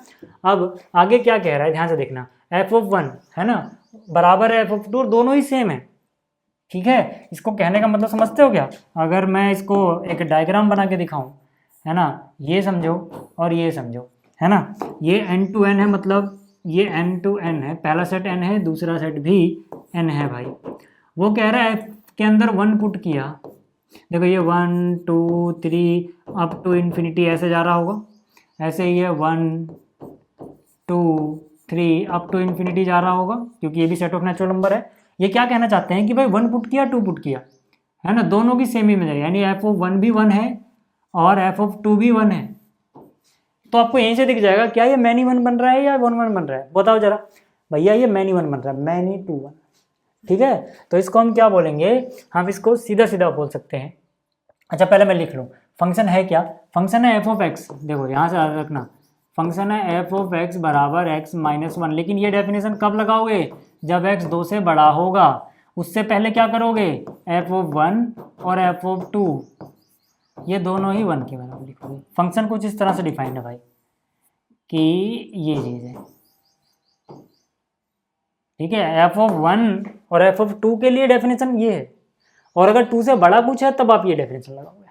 बात समझ में आ रही यहाँ तक, बात समझ में आ रही यहाँ तक। तो मैंने क्या कहा, मैंने कहा भाई जब 1 और 2 की इमेज सेम है लेकिन 1 और 2 बराबर तो नहीं होते, ये तो अलग अलग है। इसको मैं x1 बोलूँ, इसको x2 बोलूँ, तो x1 x2 is not equal, are not equal, है ना, x2 is not equal to x2 ऐसे बोल सकते हो। ठीक है, तो मैं यहाँ से क्या बोलूँगा, मैं बोलूँगा देखो भैया, मैं बोलूँगा देखो यार सीधी सी बात है हेयर, है ना, 1 और 2 जैसे x1 x2 बिलोंग करते थे पहले सेट यानी नेचुरल नंबर से, है ना, and f of 1 is equal to f of 2 है, बट 1 तो 2 के बराबर नहीं होता। जिसको नहीं समझ आ रहा है इसको रिप्लेस कर देना x1, इसको रिप्लेस कर देना x2 को समझ आ जाएगा। x1 x2 belong to natural number, f of x1 बराबर f ऑफ x2 है, x1 is not equal to x2 है। बात समझ में आ गई? ठीक है, तो इसको हम क्या बोल सकते हैं, इसको हम बोल सकते हैं function is not 1 1, function is not 1 1, function is not 1 1, function 1 1 नहीं है भैंस की आँख। ठीक है, यहाँ तक बात समझ में आ गई। अच्छा आगे क्या बोला था, फंक्शन ऑन टू है, हमसे क्या बोल रहा है, फंक्शन जो है ऑन टू है, फंक्शन जो है ऑन टू है। अब ये कैसे हम चेक करें कि फंक्शन ऑन टू है कि नहीं। ठीक है, इसको थोड़ा इधर करते हैं और इसको भी थोड़ा इधर करते हैं, जगह बन गई। अच्छा कैमरे में आ रहा है क्या ये, ठीक है। अब आ जाओ यहाँ पे, ऑन टू के लिए मैंने क्या कहा यार, सारे के सारे y एग्जिस्ट करने चाहिए। ठीक है, सारे के सारे y एग्जिस्ट करने चाहिए। अब जरा ध्यान से देखना, देखो 1 के लिए तो प्री इमेज एग्जिस्ट कर रही है भाई, 1 के लिए तो प्री इमेज एग्जिस्ट कर रही है। बाकी की जो चीज़ें बच गई ये किसी ना किसी से लिंक हैं, या तो हम ऐसा दिखा दें, या फिर जो इसका कोडोमेन है यानी कि n, इसकी रेंज भी हम n ले आए, या तो हम ये ला सकते हैं। चलो देखते हैं कैसे करेंगे। तो यहाँ से देखो f ऑफ x बराबर क्या है, x माइनस 1 के। कब सर, जब x इज ग्रेटर देन 2 है। इससे पहले वाली चीज़ें तो ठीक है, 1 की y बराबर 1 के लिए प्री इमेज एग्जिस्ट करती है, वो तो हमें चेक नहीं करना, है ना। अब अच्छा यहाँ पे आ जाओ, f ऑफ x को मैं क्या बोलता हूँ, y बराबर यहाँ पे क्या बोलता हूँ, x माइनस 1। अब अगर मैं y को निकालूँ, y को उधर ले जाता हूँ, सॉरी x को इधर लाता हूँ, ठीक है, तो x बराबर क्या हो जाएगा, y प्लस 1, है ना। तो यहाँ पे अब y की वैल्यूज देखो, y की वैल्यूज जब आप कुछ भी पुट करो, x जो मिलेगा वो आपको क्या मिलने वाला है। देखो ये पहली बात तो किसके लिए है, जब x ग्रेटर देन 2 हो, है ना। जब x ग्रेटर देन 2 आप कुछ भी पुट कर लो यार, है ना, जब आप कुछ भी पुट कर लो, जैसे यहाँ पर है ना, यहाँ पे आप 2 पुट करो, 2 + 1 3 मिल जाएगा, है ना। यहाँ 3 पुट कर लो, 3 + 1 4 मिल जाएगा, 4 + 1 5 मिल जाएगा, है ना। अगर आप यहाँ पे 1 भी पुट कर दोगे, जस्ट आप कर दो अगर, तो ये 1 + 1 2 होगा, तो x बराबर कितना 2। हालांकि x बराबर 2 के लिए y1 पहले से लिखा हुआ है ना, देखो ना, x बराबर 2 के लिए y1 लिखा हुआ है। समझ रहा हूँ मैं क्या बोल रहा हूँ, फिर से समझ लो, ठीक है। मैं कह रहा हूँ कि इन्होंने यहाँ पे खैर x पे रिस्ट्रिक्शन लगा रखी है, y के बारे में हमें खुद सोचना है भाई।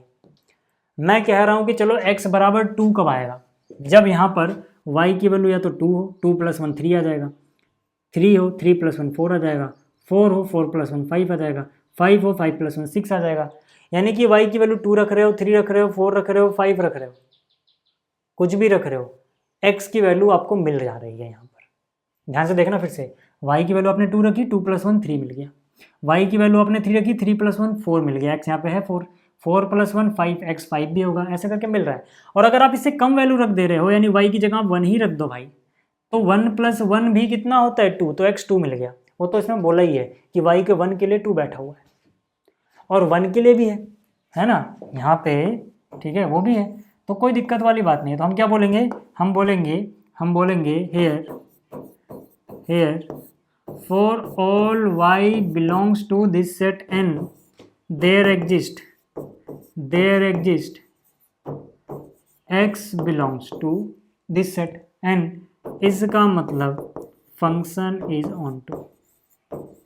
बात समझ में आ गई, फिर से चेक कर लो चाहो तो आप, हर एक किसी के लिए चेक कर पाओगे भाई कि y की वैल्यू आप कुछ भी रख रहे हो, x यहाँ पे मिल जा रहा है।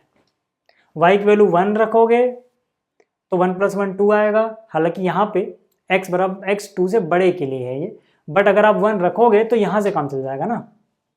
x को अगर 1 रखोगे तो y की वैल्यू f(1) क्या है, ये y की वैल्यू है, ये x की वैल्यू है अंदर वाली, x1 तो y1, x2 तो y2, 1 और 2 तो वहीं से मिल गए, बाकी के आपको यहाँ से मिल जा रहे हैं। तो मतलब क्या, सभी y के लिए कोई ना कोई एग्जिस्ट कर रहा है, तो फंक्शन ऑन टू है। क्लियर हो गई बात यहाँ से बात क्लियर हो गई क्या।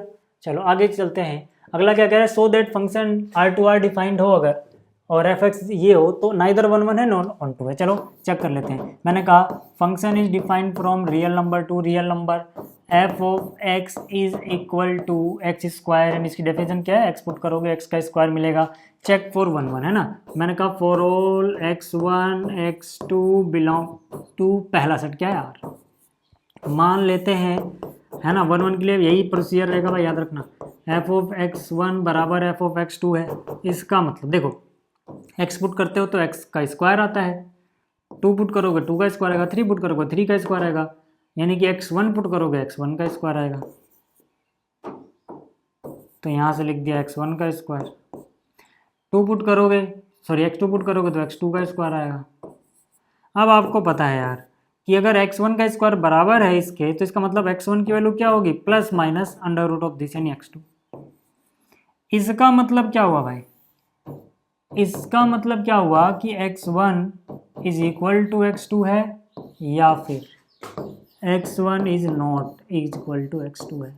अब यहाँ से तो ठीक है, लेकिन कुछ केस ऐसे मिलेंगे जहाँ पे x1 x2 के बराबर ना हो, और किसी चीज़ को ना करने के लिए एक एग्जाम्पल भी काफ़ी होता है। भले ये सारे केसेस बताएंगे, कुछ केसेस मतलब इसमें कि भाई x1 x2 बराबर भी है, लेकिन ऐसे भी तो केस मिल रहे हैं, इसीलिए मैंने वहाँ पे अदरवाइज लिखा था। अगर आपको याद हो, है ना, जब मैंने आपको 1 1 की डेफिनेशन पढ़ाई थी तो वहाँ पे मैंने अदरवाइज लिखा था, ना कि नॉट इक्वल टू लिख दिया था सिर्फ, ठीक है। मैंने कहा था कि अगर इसके अलावा, है ना, ये है तो 1 1 है, अदरवाइज मैनी 1 है, यानी कि ये भी हो लेकिन साथ में अगर कोई और भी कंडीशन आ जाए, जैसे ये वाली आ जाए, इसके होते हुए अगर ये भी आ रही है, तब भी हम क्या बोलते हैं कि वो मैनी 1 है, ना कि 1 1। क्यों, क्योंकि कोई एक एग्जाम्पल काफ़ी होता है किसी चीज़ को ना बोलने के लिए, तो 1 1 नहीं है ये बोलने के लिए, वहाँ तो बहुत सारे एग्जाम्पल आ जाएंगे ना। अगर वो नोट आ गया तो भले ही 1 1 इक्वल टू वाला भी एग्जाम्पल आ रहा है, ठीक है। मतलब कहने का मतलब ये है कि भले ही ये आ रहा है सर, बट यहाँ पे आपको बहुत सारे एग्जाम्पल मिल जाएंगे, कोई एक एग्जाम्पल काफ़ी होता है। तो हम सीधा सीधा क्या बोल सकते हैं, हम सीधा सीधा बोल सकते हैं इसका मतलब फंक्शन इज नॉट 1 1। अगर आप ऐसे नहीं करना चाहते तो यहाँ पे आप एक एग्जांपल भी दे सकते थे भाई। अगर आपको ऐसे नहीं करना है, देखो कोई चीज़ अगर नहीं है तो वो करना आसान होता है, उसका एक एग्जांपल दे दो। आप सीधा सीधा बोल सकते हो भैया देखो, है ना, अगर मैं 2 पुट कर रहा हूँ या -2 पुट कर रहा हूँ, दोनों का आंसर क्या आ रहा है, 4 आ रहा है। आप एक एग्जांपल दे दो यार, काउंटर, अगर आपको नहीं समझ रहा है तो भाई आपने एक्स की जगह -2 पुट किया, सॉरी यहाँ पे, तो -2 का स्क्वायर 4, और आपने 2 पुट किया तो 2 का स्क्वायर भी 4, जबकि ये रिप्लेस कर दो, इसको समझो x1, इसको समझो x2, तो f ऑफ x1 x2 बराबर है, लेकिन क्या -2 और 2 बराबर होते हैं, नहीं। तो दो अलग अलग एलिमेंट की सेम इमेज मिल रही है, तो 1 1 कैसे हो सकता है। आप ऐसे भी सोच सकते हो यार, अगर आपको इतना लफड़े में नहीं पढ़ना भैंस की आंख, एग्जाम्पल तो आगे बढ़ो। ठीक है, क्लियर होगी बात, यहाँ तक क्लियर होगी बात, है ना। अब आगे चलते हैं। अब ये कह रहा है ऑन टू भी नहीं है भैंस की आंख, ऑन टू भी नहीं है। अब ये ऑन टू भी नहीं है, अब देखो जब नहीं है ना, जैसी दिख जाए तुम्हें क्वेश्चन में कि कोई चीज नहीं है, खुश हो जाओ भाई, क्योंकि तब आपको एक एग्जांपल आराम से मिल जाएगा। थोड़ा सोचोगे एक एग्जांपल मिल जाएगा, और नहीं प्रूफ करने के लिए एक एग्जांपल काफ़ी होता है। मैं आपको करके दिखाता हूँ। यहाँ बहुत सारे रियल नंबर है, मतलब माइनस इन्फिनिटी से ऐसे करते करते करते, है ना, कहीं ना कहीं -1 0 1 डैश डैश डैश से बहुत आगे तक गया होगा। ऐसे यहाँ पर भी माइनस इन्फिनिटी से करते करते करते, है ना, -1 0 1 2 3 4 डैश डैश डैश इन्फिनिटी तक गया होगा। अब मुझे एक बात बताओ यार, मुझे एक बात बताओ कि यहाँ पर है स्क्वायर, किसी का भी मैं स्क्वायर कर दूँ, रियल नंबर, कोई सा भी रियल नंबर, एक्स भी रियल नंबर है ना भाई, एक्स भी क्या रियल नंबर है, तो क्या कभी नेगेटिव नंबर आ सकता है क्या? क्या कभी नेगेटिव नंबर आएगा क्या? नहीं आएगा ना। तो मतलब जो ये नेगेटिव नंबर है इनको जाके तीर ही नहीं लगेगा, ये किसी की इमेज बन ही नहीं पाएंगे। ये किसी की इमेज बन पाएंगे क्या कभी? ये कभी किसी की इमेज बन पाएंगे? हालांकि -1 और 0 के बीच में भी बहुत सारे हैं। आप देखो, मैं क्या कहना चाहता हूँ, आप ये मत समझना कि मैंने इसको ऐसे लिख दिया कि ये रियल नंबर तो ऐसे नहीं लिखे सकते, है ना, 1 और 2 के बीच में भी इनफाइनाइट नंबर है, तो बिल्कुल सही बोल रहे हो। तो मेरे कहने का बस ये मतलब है, इनके बीच में भी डैश डैश डैश लगा लो चाहो तो, है ना। अब वो ऐसे लिख के दिखाना पॉसिबल नहीं है ना, इसलिए ये बस मैंने आपको बस समझाने के लिए बताया, है ना। हालांकि हम ऐसे लिखेंगे तो ये गलत हो जाएगा, क्यों? क्योंकि यार 0 और 1 के बीच में इनफाइनाइट रियल नंबर है भाई, है ना। पर मेरे कहने का मतलब क्या है, चलो मैं इसको ऐसे लिख देता हूँ कि जो ये पहला वाला सेट है, इसमें नेगेटिव वाले नंबर होंगे, 0 होगा और पॉजिटिव वाले नंबर होंगे। ऐसे जो दूसरा सेट है, इसमें भी नेगेटिव वाले नंबर होंगे, 0 होगा और पॉजिटिव वाले नंबर होंगे, क्योंकि ये real number to real number है इसकी। अब ठीक है, मैं ये कहना चाहता हूँ कि किसी भी चीज़ का स्क्वायर, इसका स्क्वायर कर रहे तो वाई मिल रहा है, क्योंकि एफ ऑफ एक्स क्या है, ध्यान से देखो, एफ ऑफ एक्स क्या है, एक्स स्क्वायर, एक्स को क्या बोलते हैं, वाई, तो वाई क्या है, एक्स स्क्वायर। मुझे एक बात बताओ, है ना, आप चाहो तो x को इन टर्म्स ऑफ y लिखो, बट वो छोड़ो यार, यहीं से हमें दिख जा रहा है कि अगर मैं y कोई भी नेगेटिव नंबर ले लूँ, y की जगह कोई भी मैं नेगेटिव नंबर ले लूँ, तो क्या नेगेटिव नंबर किसी x का स्क्वायर बन सकता है क्या? नहीं बन सकता। यानी कि y नेगेटिव नंबर है, यहाँ पे मौजूद है, और वो किसी का भी स्क्वायर नहीं बन पा रहा है। यानी कि ये जो नेगेटिव वाले y हैं, इनके लिए कोई प्री इमेज एग्जिस्ट नहीं करती, कोई x एग्जिस्ट नहीं करता। तो मैं क्या बोलूँगा, है ना, मैं कोई एग्जांपल लेके दिखा दूंगा। मैं बोलूँगा देखो यार, 4 y इज इक्वल टू -2, बस। अब मुझे पता है कि -2 यानी कि y बिलोंग करता है रियल नंबर में, but there is no x, there is no x for which f of x is equal to -2। ऐसा कोई x है ही नहीं, there is no x for which f of x -2 आ जाए। तो मतलब क्या, function is not onto, function is not onto. अब ये मत सोचना कि यहाँ तो मैंने इक्वल टू लिख दिया है, अरे मैंने नो एक्स भी लिखा है ना, अगर मैं यहीं काट दूंगा तो ये उल्टा हो जाएगा फिर, है ना। कोई एक्स नहीं इसके लिए ये बराबर नहीं का, वो गलत हो जाएगा फिर। कोई भी एक्स ऐसा नहीं जिसके लिए बराबर हो, बात समझ में? ठीक है, यहाँ तक बात अगर क्लियर है सर, यहाँ तक अगर बात क्लियर है तो और आगे चलें क्या, है ना। एग्जाम्पल 11 था, अब एग्जाम्पल 12 की बात कर लेते हैं। अब देखो, जो एग्जाम्पल नंबर 12 है, इसमें भी हमें एक फंक्शन दिया गया है जो एंड टू एंड डिफाइंड है, ठीक है। और फंक्शन, ठीक है, दो अलग अलग पार्ट्स में डिफाइंड है, ठीक।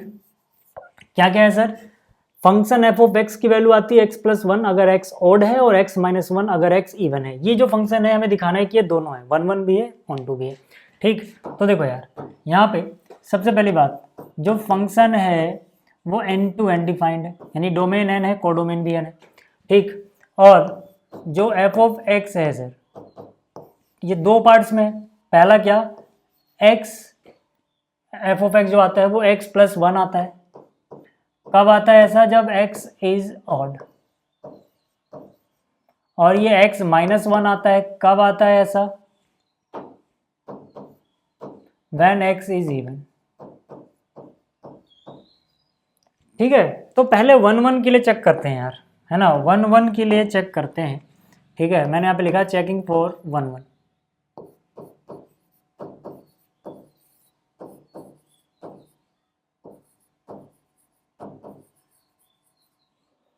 ठीक है, अब यहाँ पे आपको केस बनाने पड़ेंगे भाई अलग अलग, क्योंकि ऑड एक्स के लिए अलग है, इवन एक्स के लिए अलग है, तो यहाँ पे आपको केस बनाने पड़ेंगे अलग अलग। तो case one, when x1 is odd and x2 is even। ठीक है, इस केस में देखो क्या हो जाएगा। ठीक है, मैंने यहाँ पे लिखा f ऑफ x1 बराबर अगर है ये,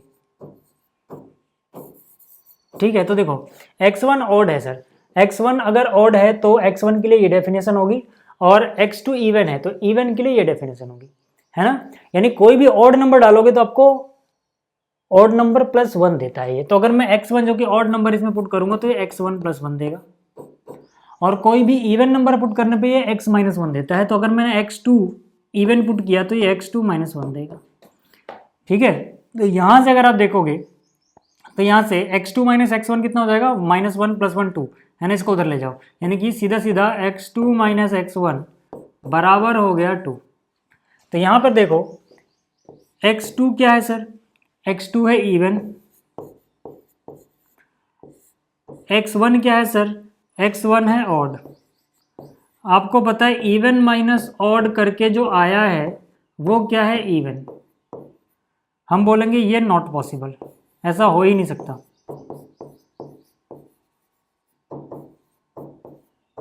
ठीक है, ये वाली जो स्टेटमेंट लिखी हुई है या फिर ये वाली, है ना, आप यूँ कह सकते हो ये भी, ठीक है, सेम ही चीज़ मैंने समझाया है, ऐसे लिख के दिखाने की जरूरत नहीं है, लिख दोगे तो भी गलत नहीं है कि भाई एक इवन नंबर में से ऑड नंबर घटाओ, कभी भी आपको इवन नहीं मिलेगा। आप कोई भी इवन नंबर ले लो सर, उसमें से ऑड नंबर घटा दो तो ऑड ही मिलता है, इवन तो मिल ही नहीं सकता। आप कोई भी ले लो सर, 18 में से 15 घटा दो भाई, क्या मिल रहा है, फिर से 3 मिल रहा है। 16 में से 13 घटा दो, या 16 में से कुछ भी यार, मतलब आपको ऑड घटाना है, 5 घटा दो सर, 11 मिलेगा सर। तो जब भी आप इवन में से ऑड घटाते हो ऑड नंबर मिलता है, कभी इवन नहीं मिल सकता भाई। लेकिन इस केस में क्या हो रहा है ऐसा, तो हम बोलेंगे नॉट पॉसिबल। ठीक है, ये केस पॉसिबल ही नहीं है कि जब x1 ऑड हो x2 इवन हो, है ना, सेम एज, है ना, same as case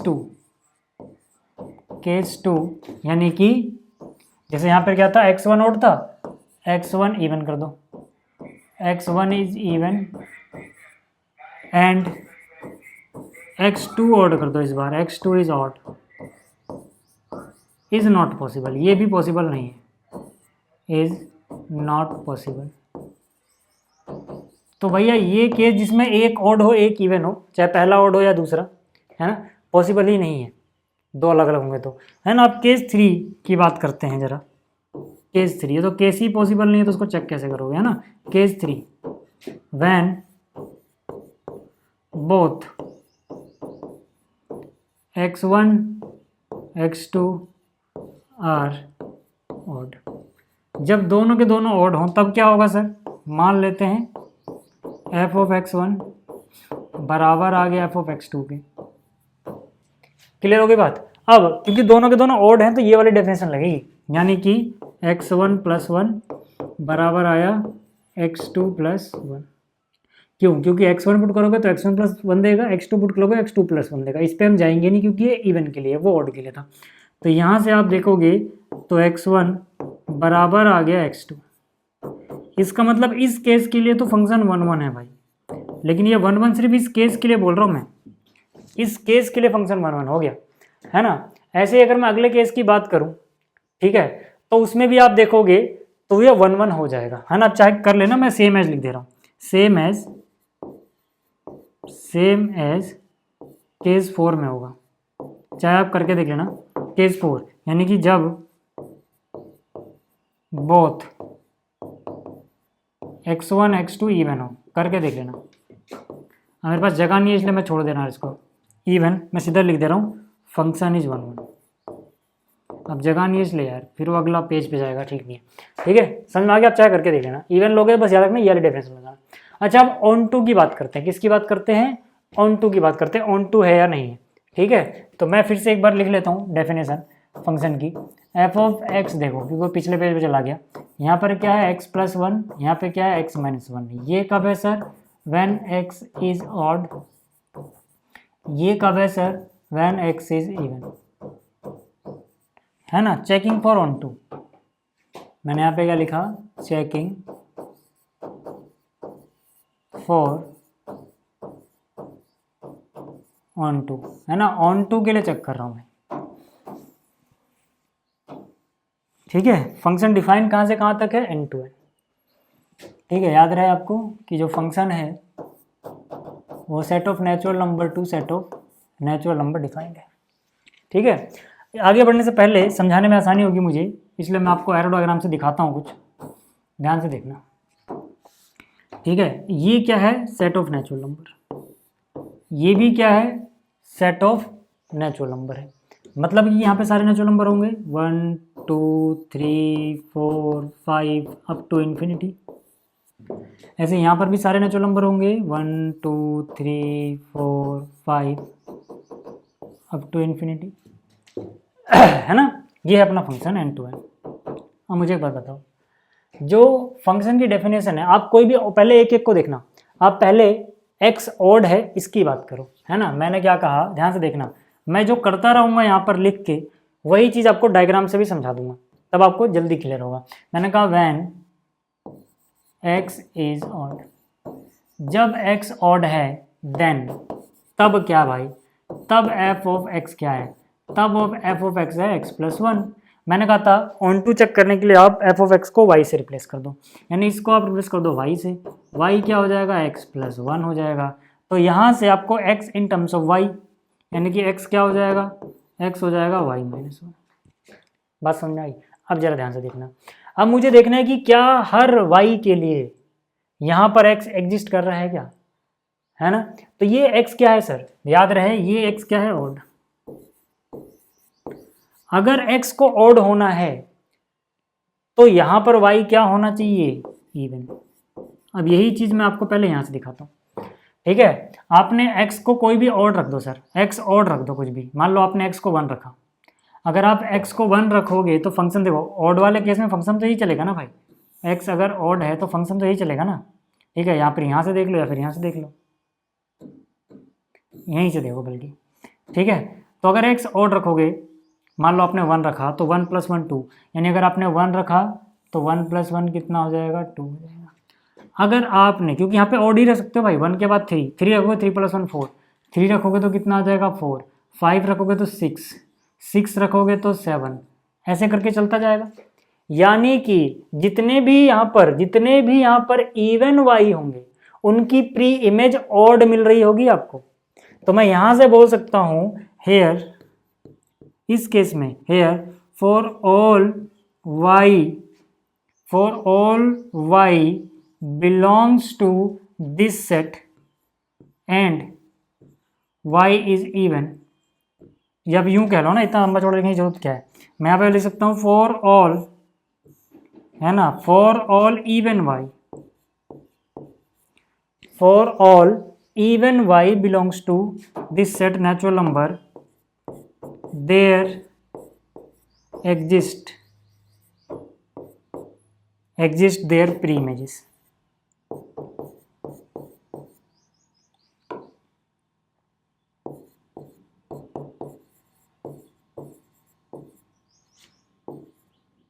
x belongs to natural number. ठीक है, या फिर या इसको थोड़ा और अच्छा से लिखना चाहो तो x क्या है? जब भी मैं y को इवन रख रहा हूँ तो इवन -1 क्या आ रहा है? ऑड। तो ये odd x belongs to natural number है ना। इसको भी स्टेटमेंट 1 बोलो, इसको भी क्या बोलो? स्टेटमेंट 1। फिर से समझ लो मैं क्या कह रहा हूँ कि जितने भी y हैं इवन वाले, जितने भी y हैं इवन वाले, उनके लिए ऑड एक्स बैठा हुआ है भाई, उनकी प्री इमेज बनने के लिए। आप कोई भी देख लो, है ना, हमने हालांकि उल्टा किया था, हमने पहले एक्स पुट किया था एक्स, लेकिन हमने क्या पुट किया था, ऑड। जब भी मैं ऑड एक्स पुट कर रहा हूँ तो एक्स प्लस वन इवन बन जा रहा है, 1 पे 2 बन जा रहा है, 3 पे 4 बन जा रहा है, 5 पे 6 बन जा रहा है, 6 पे 7 बन जा रहा है ना, सॉरी 6 पे नहीं, हाँ 5 पे 6 बन जा रहा है, 6 पे 7 बन जा रहा है।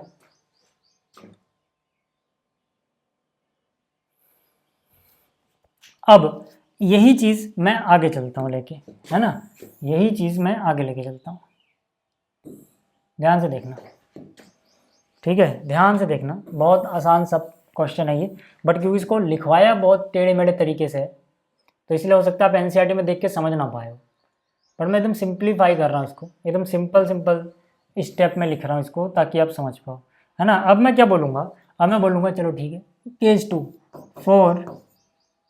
4 अभी हमने क्या देखा था, एक्स इज ओड, है ना, व्हेन एक्स इज ओड। अब यहाँ लिख देते हैं when x is even, when x is even. अगर एक्स इवन है भाई तब एफ ऑफ एक्स की डेफिनेशन बदल गई है, तब एफ ऑफ एक्स की डेफिनेशन एक्स माइनस वन, इसको रिप्लेस करो वाई से, हो जाएगा एक्स माइनस वन, एक्स को इधर लाओ, एक्स को इधर लाओ तो, है ना, एक्स हो जाएगा वाई प्लस वन। अब यहीं से आप देख लो भाई, एक्स आप क्या लेके चल रहे हो यहाँ पे, एक्स आप लेके क्या चल रहे हो, इवन। ये क्या लेके चल रहे हो आप, इवन। इवन के लिए y को क्या होना पड़ेगा, ऑड, क्योंकि ऑड में आप इतना जोड़ोगे, यानी जितने भी ऑड y हैं उनके लिए इवन x बैठा हुआ है। देखो ना, यहाँ पे सारे इवन y तो इमेज बन गए थे, बचा कौन था, ऑड वाले y।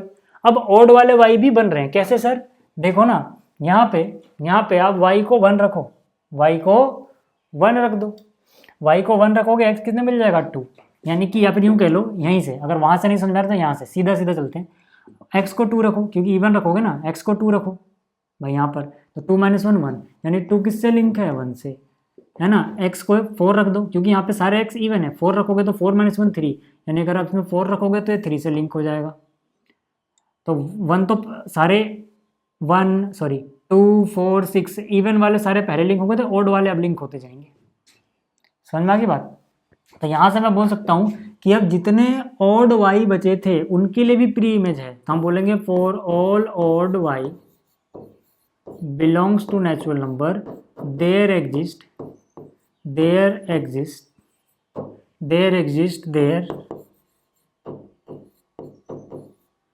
Pre images. कैसे, इनकी प्री इमेज इवन x बन रहा है, even x belongs to natural number, इसको स्टेटमेंट 2 बोल दो। हम बोलेंगे from 1 and 2, from 1 and 2, 1 and 2 को दोनों को जोड़ दो, मतलब ये सफेद वाली लाइन और ये एरोस और ग्रीन वाली एरोस जोड़ोगे तो जितने भी y हैं, चाहे वो ऑड हो चाहे इवन हो, फर्क ही नहीं पड़ता, सब किसी ना किसी की इमेज बन पा रही है, मतलब इनकी कोई ना कोई प्री इमेज है ना। हम बोल सकते हैं from 1 and 2 for all y, अब इवन ऑड को सोचना ही नहीं है, belongs to n there exist x belongs to n, इसका मतलब फंक्शन इज ऑन टू। अब इससे आसान तरीके से क्या बताऊँ आपको यार, समझ पा रहे हो आप, यहाँ तक समझ पा रहे हो ना, ठीक है। स्क्रीनशॉट वगैरह लेना तो ले लो, वैसे मैं हट गया हूँ सामने से, और पीडीएफ तो खैर आपको मिल ही जाएगी। अब देखते हैं इसका अगला क्वेश्चन क्या है, जो कि देखो ये रहा, ठीक है। अच्छा हाँ, स्क्रीनशॉट आप शुरू से लेना, है ना, पहले इसका स्क्रीनशॉट ले लो फिर इसका। चलिए अब बात करते हैं, ये जो क्वेश्चन नंबर 13 है और 14 है, इसकी पहले आप देखो जो क्वेश्चन नंबर 13 एंड 14 है ना भाई, इसमें आपको एक लंबी चौड़ी कहानी लिखनी पड़ती है, इसलिए आप इससे डरते हो, है ना, बट मैं आपको बिल्कुल सिंपल तरीके से कराऊंगा, बिल्कुल सिंपल तरीके से, ध्यान से देखना। यहाँ पे क्या कह रहा है, show that an onto function f is always 1 1। पहली बात तो ये भाई साहब कि जो अपना फंक्शन है इसके डोमेन में देखो 3 ही एलिमेंट आ रहे हैं, 1 2 and 3, और इसके कोडोमेन में भी देखो 3 ही एलिमेंट आ रहे हैं, 1 2 and 3, है ना। अब हमसे बोला क्या गया, हमसे कह रहा है कि अगर ये ऑन टू है तो ये दिखाओ कि ये 1 1 भी होगा ही होगा ऑलवेज, ठीक है। तो इसको हम कैसे कर सकते हैं, सिंपली सबसे पहले हम लिखेंगे कि हमें गिवन क्या है भाई, हमें गिवन है कि जो फंक्शन f है वो क्या है, function f is onto, function f is onto. इसका मतलब क्या होगा भाई, ध्यान से देखना, मैं इसको एक अलग तरीके से सोचना सिखाता हूँ आपको, ठीक है। यहाँ पर ध्यान से देखो, ठीक है, बस ये समझाने के लिए बना रहा हूँ। यहाँ पर 1 2 एंड 3 है, यहाँ पर भी 1 2 एंड 3 है। फंक्शन यहाँ से यहाँ डिफाइंड है। ये सेट क्या है 1 2 3, ये एलिमेंट आ रहे हैं, और इसके पास भी क्या है 1 2 3, ये एलिमेंट आ रहे हैं। अब मुझे एक बात बताओ, अब अगर ये फंक्शन ऑन टू होना है, अगर ये फंक्शन ऑन टू होना है तो यहाँ पे हर एक बंदा किसी ना किसी से लिंक रहा होगा। अब किससे लिंक हमें वो नहीं पता, लेकिन किसी ना किसी से लिंक रहा होगा, यानी कि ये सारी जो है ये किसी ना किसी की इमेज रही होंगी। तो आप यहाँ से बोल सकते हो इसका मतलब है नंबर ऑफ इमेजेस आपको पता है ना। नंबर ऑफ इमेजेस कितनी है टोटल 3 है। नंबर ऑफ इमेजेस कितनी है 3 है, ठीक है। नंबर ऑफ इमेजेस कितनी है 3 है। इसी तरह से यहाँ पे देखो नंबर ऑफ एलिमेंट कितने हैं डोमेन वाले सेट के पास 3 है ना। तो हम बोल सकते हैं एक और चीज़ गिवन है ऑल्सो है ना। नंबर ऑफ प्री इमेजेस वो भी कितनी है सर 3 है। ये भी गिवन है भाई, ऐसा अलग से लिख दो, वैसे तो मैंने लिख दिया, ठीक है। नंबर ऑफ प्री इमेजेस भी कितनी है, देखो इस यहाँ पर ये प्री इमेज है, ये प्री इमेज होगा किसी की। अब कौन किसकी है ये नहीं पता। फॉर एग्जांपल के लिए चलो मान लेता हूँ इसको, इससे लिंक कर देता हूँ, है ना। और मुझे पता है कि यहाँ का कोई भी बंदा एक से ज़्यादा इमेज नहीं रख सकता, है ना। यहाँ से मैं बोल सकता हूँ फॉर ऑल एक्स, है ना, for all x belongs to this set 1 2 3, है ना, can not have more than one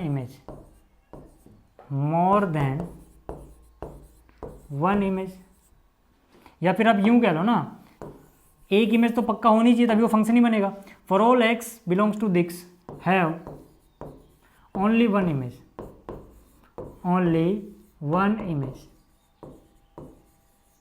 अब जरा ध्यान से देखना, नंबर ऑफ इमेजेस कितनी है 3, नंबर ऑफ प्री इमेजेस भी कितनी है 3, नंबर ऑफ इमेजेस 3 है, नंबर ऑफ प्री इमेजेस भी 3 है। और कोई भी बंदा यहाँ का एक से ज़्यादा से लिंक नहीं कर सकता है, एक से ज़्यादा लिंक नहीं कर सकता है। ऐसा नहीं हो सकता भाई कि यहाँ पर कोई बंदा खाली रह जाए ऐसे और ये इससे लिंक कर जाए कि हाँ ये ऑन टू तो हो गया, उसके बावजूद प्री इमेजेस आपको कम मिल जाए, ऐसा तो नहीं हो सकता। ये तो फंक्शन ही नहीं बनेगा, है ना। तो फंक्शन बनाने के लिए आपको क्या चाहिए, तीनों को लिंक करना है। यहाँ का कोई भी बंदा एक से ज़्यादा को लिंक नहीं कर सकता। तीर मारने वाला एग्जाम्पल समझ लो, 3 बंदों को तीर लगना चाहिए, ऐसे समझ लो, जल्दी समझ आएगा। 3 बंदों को तीर लगना चाहिए तभी ये ऑन टू होगा। और जो तीर मारने वाले बंदे हैं, एक बंदा एक को ही तीर मार सकता है, तो कम से कम 3 लोगों को तीर मारने के लिए कम से कम 3 बंदे होने चाहिए। बात समझ में आ रही है। तो यहाँ से मैं इसको सिंपली ऐसे बोल सकता हूँ कि नंबर ऑफ इमेजेस कितनी है 3, इमेजेस मतलब जिसको जाकर तीर लग रहे हैं। और नंबर ऑफ प्री इमेजेस भी कितनी दिख रही हैं, वो तो साफ साफ दिख रहा है 3। और मुझे पता है कि कोई बंदा एक से ज़्यादा तीर नहीं चला सकता, यानी कि जितने भी एक्स हैं यहाँ पर उनके पास केवल और केवल एक इमेज होगी। हम बोलेंगे this is possible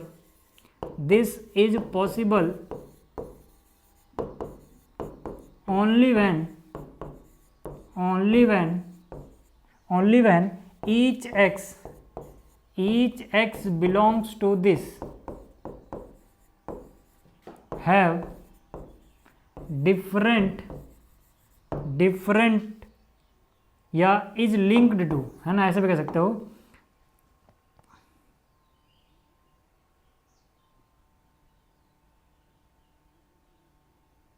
have different image,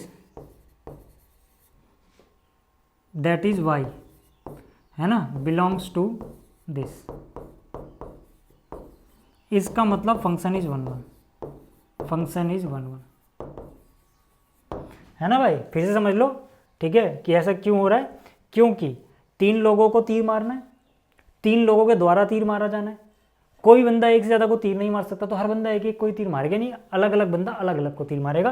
कहने का मतलब है कि डिफरेंट एक्स डिफरेंट वाई से रिलेट होगा, और यही तो 1 1 की पहचान होती है। समझ में आ गई, यानी फंक्शन इज 1 1।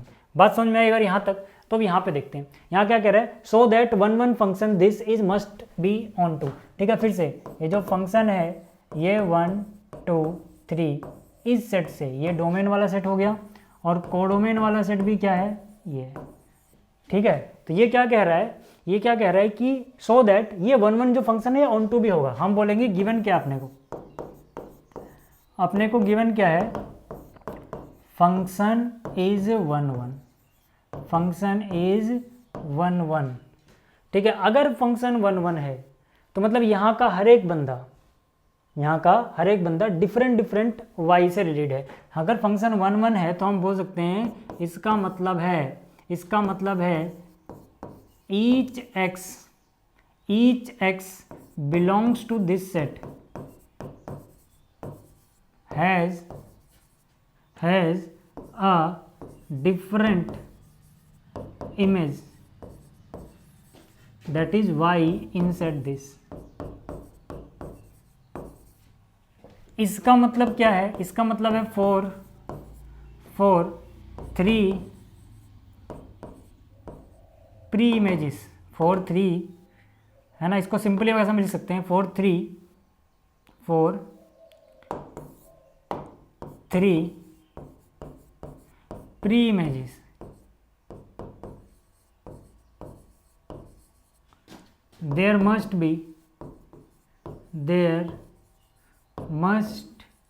be, ठीक है ना। यहाँ पर क्या है कि हर बंदा अलग अलग से रिलेटेड है, तो 3 बंदे कितने से रिलेट होंगे? 3 बंदे से। there must be 3, है ना। यहाँ पर इस 3 को ऐसे ना लिख के अलग कलर से लिखता हूँ, 4 3। अब आपको ऐसा समझ में आ जाएगा, 4 3 pre images, there must be 3 images, 3 images, ठीक है। इसका मतलब क्या है? इसका बट, यहाँ से हम बोल सकते हैं बट सेकंड सेट। अब यहाँ सेकंड इसलिए लिखना पड़ रहा है भाई, यहाँ पे नाम नहीं है और सेकंड दोनों एक जैसे हैं। सेकंड सेट जो कि है 1 2 3 हैज़ ओनली 3 एलिमेंट्स। समझ में आया? ध्यान से देखना, मैं क्या कह रहा हूं कि यहाँ के 3 बंदे हैं, तीनों बंदे अलग अलग से रिलेटेड हैं, तभी फंक्शन 1 1 होगा।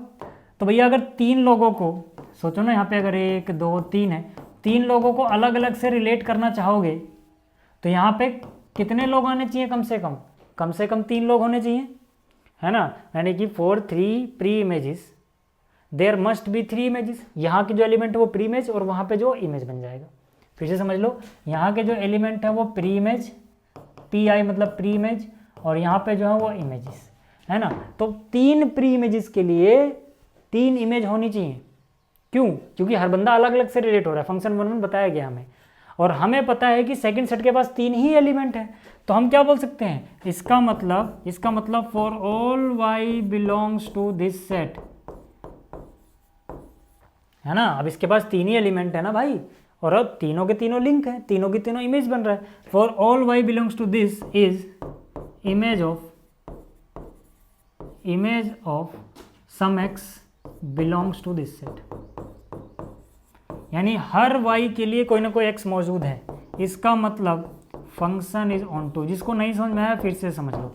मैं ये कह रहा हूं कि पहली बात तो ये कि यहाँ पर, अच्छा मैंने 1 को 1 से लिंक किया, हो सकता है 1 3 से लिंक को 3, 1 से लिंक को 2 2 से लिंक, ऐसे कुछ भी हो सकता है। मेरे कहने का मतलब है, मैं एग्जांपल दे रहा हूँ बस, कि यहाँ पर 3 लोग, वहाँ पे 3 लोग। हमसे ये बताया गया कि एक फंक्शन है मतलब एक बंदा एक तीर चला सकता है, ठीक है। दूसरी बात, फंक्शन 1 1 भी है। 1 1 मतलब कि हर बंदा अलग अलग बंदे को तीर मारेगा।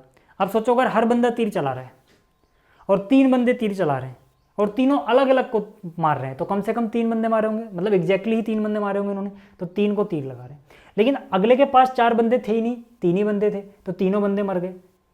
जब सब मर गए मैंने मतलब है सबको तीर लग गया, यानी सब किसी की प्री इमेज बन गए, यानी इन सब की प्री इमेज है, तो मतलब फंक्शन ऑन टू है ना। सब इमेज बन पा रहे हैं, यानी सबकी प्री इमेज एग्जिस्ट करती है। फॉर ऑल y यहाँ से बिलोंग कर रहा है भाई, y यहाँ से बिलोंग कर रहा है, x यहाँ से बिलोंग कर रहा है, जितने भी y हैं उनके लिए x बैठा हुआ है, सब पता लग रहा है, तो फंक्शन इज ऑन टू। बात समझ में आई? तो ये जो लेक्चर था उम्मीद करता हूँ आपको समझ में आया होगा, है ना। अगला जो लेक्चर रहेगा उसमें 1.2 शुरू करेंगे और PDF आपको टेलीग्राम पे मिल जाएगा। फिर से बता दूँ, आपकी जो क्लास का टाइमिंग रहेगा वो एवरी MWF यानी मंडे वेडनेसडे फ्राइडे शाम 8 बजे। Thank you.